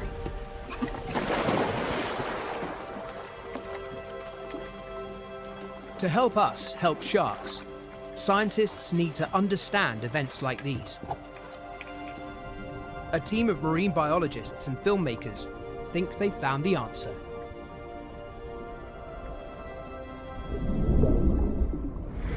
And what we saw is that they were much more organized than we thought before.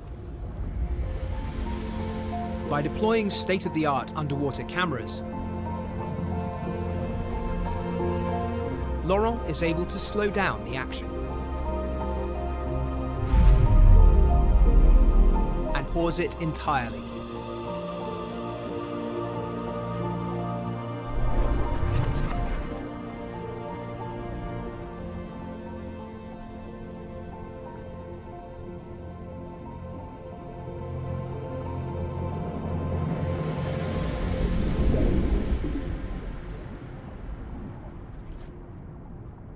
Hiding in the coral should protect the grouper from the much larger sharks.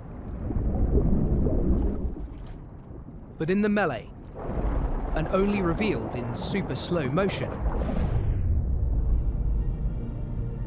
is the grey reef shark's secret weapon.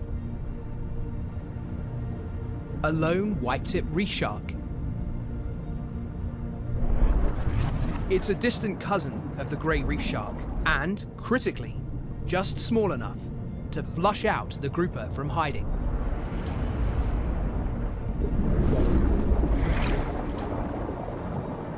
Out in the open, as the pack descends, the fish don't stand a chance.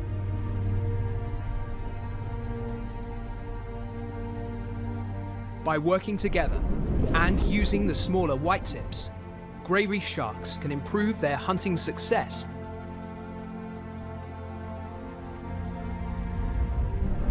This behavior indicates intelligence.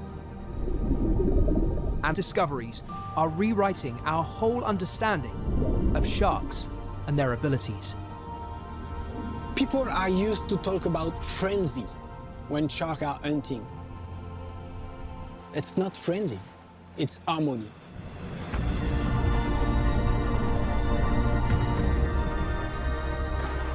The island atoll of Bacarava has allowed us to see sharks in a whole new light.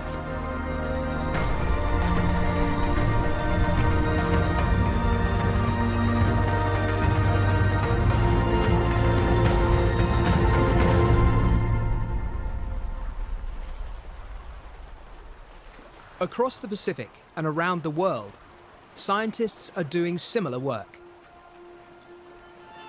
They're uncovering how and when sharks use specific locations in the hope this knowledge can help us protect them. And the cause has never been more urgent.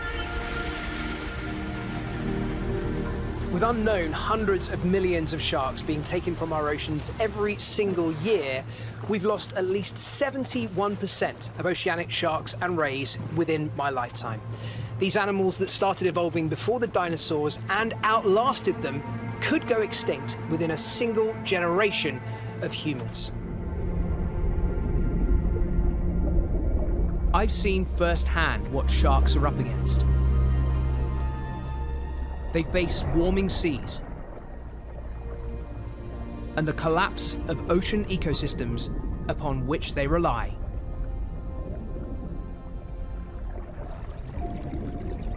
But by far the biggest threat comes from fishing.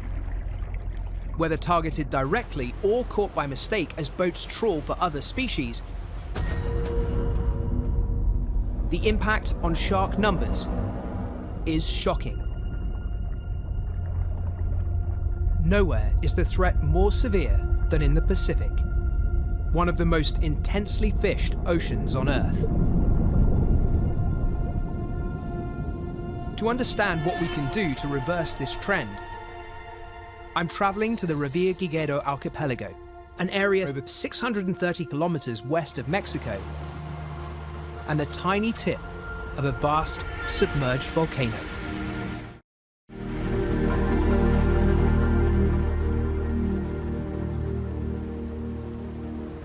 Roca Partida is the most obvious and dramatic oceanic seamount you'll ever see. It's a full day's steaming in any direction before you reach land. And very close to here is the deep, the abyss, 3,700 meters of depth. This small island is part of a sizable solution. The largest protected area in North America where fishing of any kind is banned.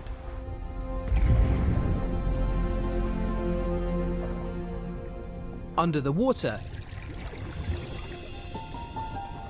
the results are clear to see.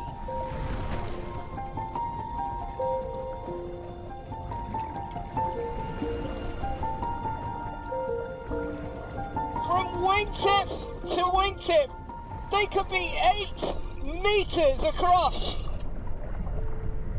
In other parts of the Pacific, these giant oceanic mantas, close cousins of sharks, are hunted by people.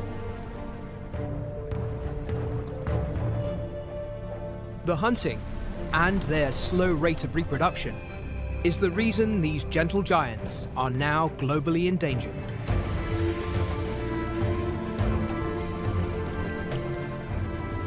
But the protected waters around Roca Partida offer these migratory marvels a safe space to feed and recuperate without persecution. And they're not the only ones. Silky sharks in a vast shoal.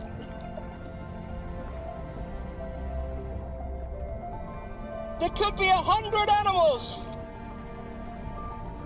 In a world where sharks are on the brink of extinction, To see a sight like this is phenomenally rare.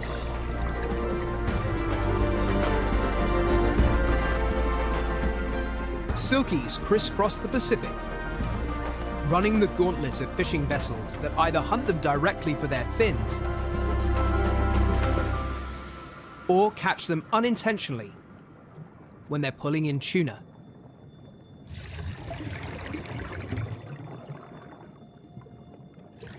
The migratory lifestyle of mantas and silkies mean they're just passing visitors to Roca Partida.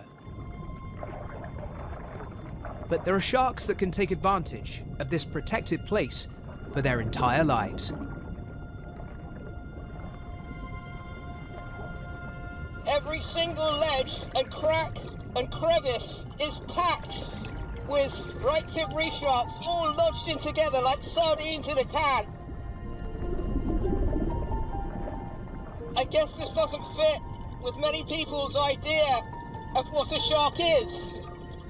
You expect them to be menacing, active predators, not cuddled together like a family on the sofa after Sunday lunch. Some of them are no longer than my forearm. They're pups. The original baby sharks. They've probably only been born a couple of weeks ago.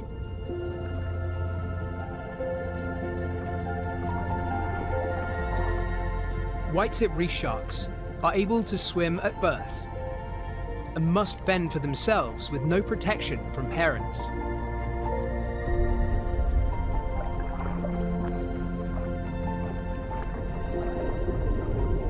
Whether for safety or just comfort, these infants snuggle together in a sheltered nursery.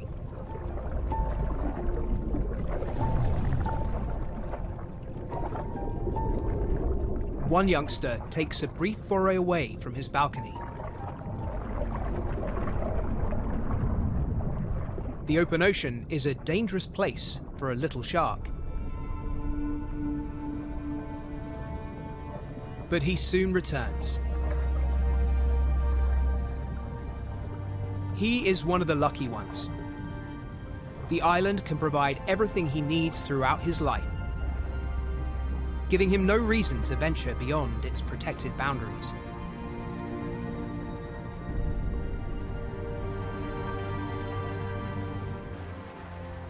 All this staggering diversity thrives at Roca Partida because it is protected. It's a pillar of hope for sharks, standing strong in the Eastern Pacific. In the next stage of my journey, I'll join scientists who are asking just how big do we need to think to give sharks a fighting chance. What's critical is what happens when they swim beyond these protected seas. In a perilous Pacific, sanctuaries and safe spots are critical for sharks. But I want to know how supersized protected areas play a role in preserving shark diversity. In the far west of the Pacific, one of the most famous marine sanctuaries in the world, the Great Barrier Reef, may hold some answers. It doesn't just safeguard sharks. It creates a refuge for all marine creatures.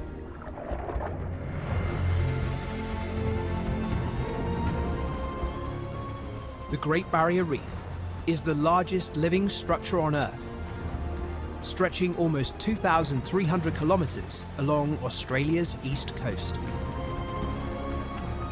And for more than 40 years, much of it has been protected. While it cannot be fully shielded from climate change, these protections mean it's home to more than 9,000 species. And Australia has more types of sharks and rays than anywhere else.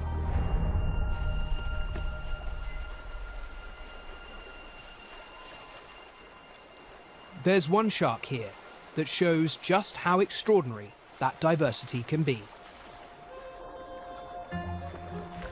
the epaulet shark. All that life on the reef means fierce competition for resources. But this unassumingly small shark has a skill so surprising, he blows the competition out of the water. Twice a day, the tide retreats, leaving isolated pools separated by jagged sections of exposed reef. Other sharks disappear with the water to avoid stranding themselves on the exposed coral. But not the epaulet. In a vanishing puddle, he flaps his gills a final time. But this is no dying breath.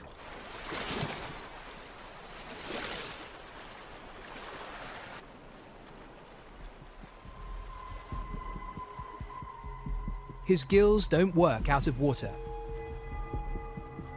But by slowing his heart rate, he can survive for up to an hour.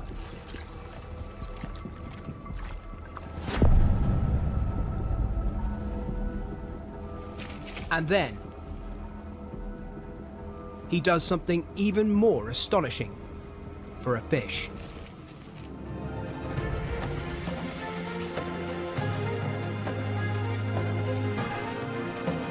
He walks. Using his fins as feet, he makes his way across the jagged coral. It might seem like a titanic struggle,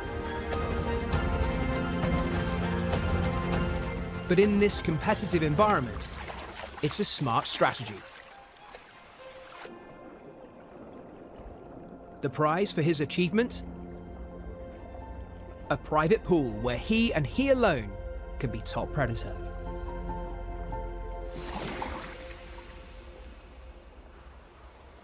This incredible adaptation is evidence of the extreme diversity of sharks. Diversity that will only persist if we protect the habitats and places they rely on to feed, breed, and stay healthy. But safe havens like the Great Barrier Reef are few and far between.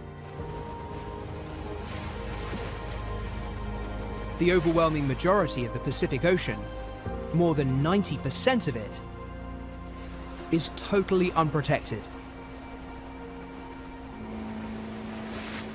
On the next part of my journey, I'm exploring the waters surrounding Cocos Island, joining the Sharkwater research team as they try to answer possibly the most important question of all for sharks. What happens when they leave protected areas? Leading the project is renowned shark scientist Randall Arauz. If the animals are moving between these seamounts and we're allowing fishing right in here, well, they're going to get fished out. And we definitely need more efficient management and conservation programs based on this science. Randall and his team are studying scalloped hammerheads as they leave the protected waters around Cocos and head out into the Pacific. They're gathering strong evidence that suggests hammerheads use a specific route to move between key locations. Looking at the topography here, the undersea topography, it appears that you've got big areas of very deep sea, and then there's these ridges, aren't they? Well, we have the evidence, at least, of the sharks moving from Cocos to Galapagos, and they're traveling right along the submerged Cocos Ridge. So there's a mountain range down here underneath, which is highly magnetic, and it's believed that they're actually following the magnetic fields of the Earth. So we're calling this the Cocos Galapagos Swimway. The hammerhead's route is taking them through heavily fished waters. This could be the reason they are declining so rapidly. Hammerhead sharks were declared critically endangered, and that means that if we don't change our ways that we've been warning for the last 30, 40 years, if we continue this way for the next 20, hammerhead sharks are going to disappear within our lifetime. If they can gather enough proof, Randall hopes to convince governments not just to protect shark sanctuaries, but, critically, to also protect the highways between them.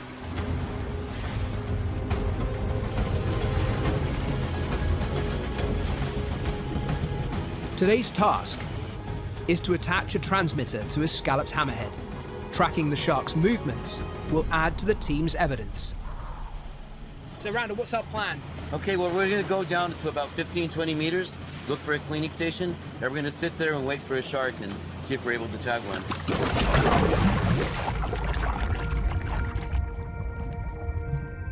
On the end of this pole is the tracking device, which will record the shark's every move for up to 10 years. My task is to measure the size of the tagged shark, which will help estimate the age. The beams stay constant, so if you can put them onto the side of a shark, you can get a sense of how big they are.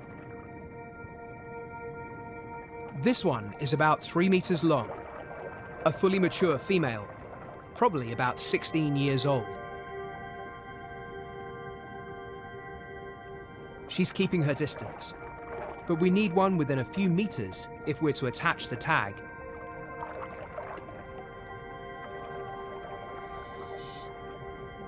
Randall sees his chance.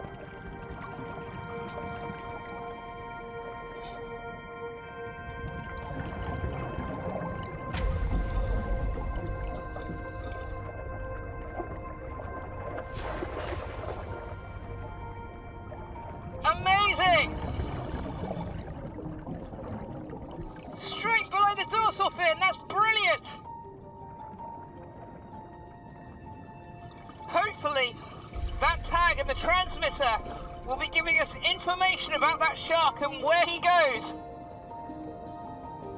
All this information is going to lead back into a better understanding of this species and its migratory patterns, and that will help us learn how to protect them. The tag won't harm the shark, but it might just secure his future.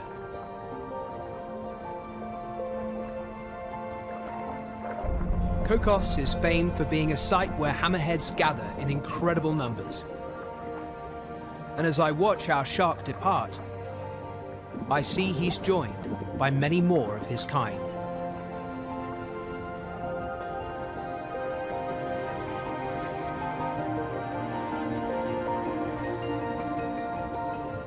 When you first look, you can see 20 or 30, but then when your eye gets in, you can see that there's several hundred animals.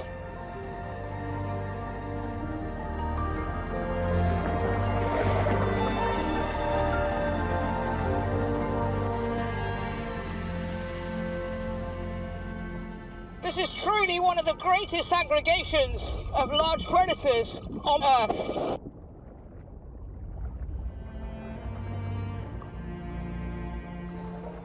The rare and magical gathering of hammerheads is thought to be part of an elaborate mating ritual. Somewhere among them is our shark, carrying his beacon of hope.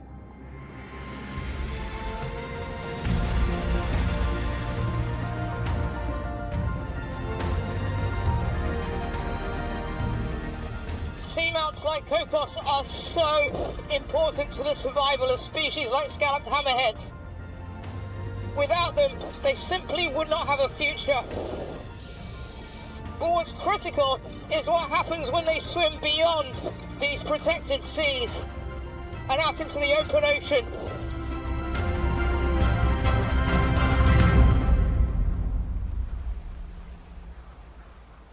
My journey into the secret lives of sharks has taken me deep into our 3 mightiest oceans.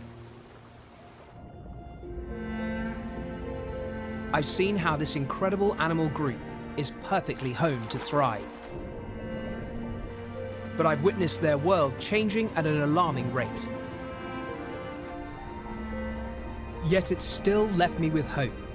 While we may be responsible for their problems, we also hold in our hands the possibility of their survival.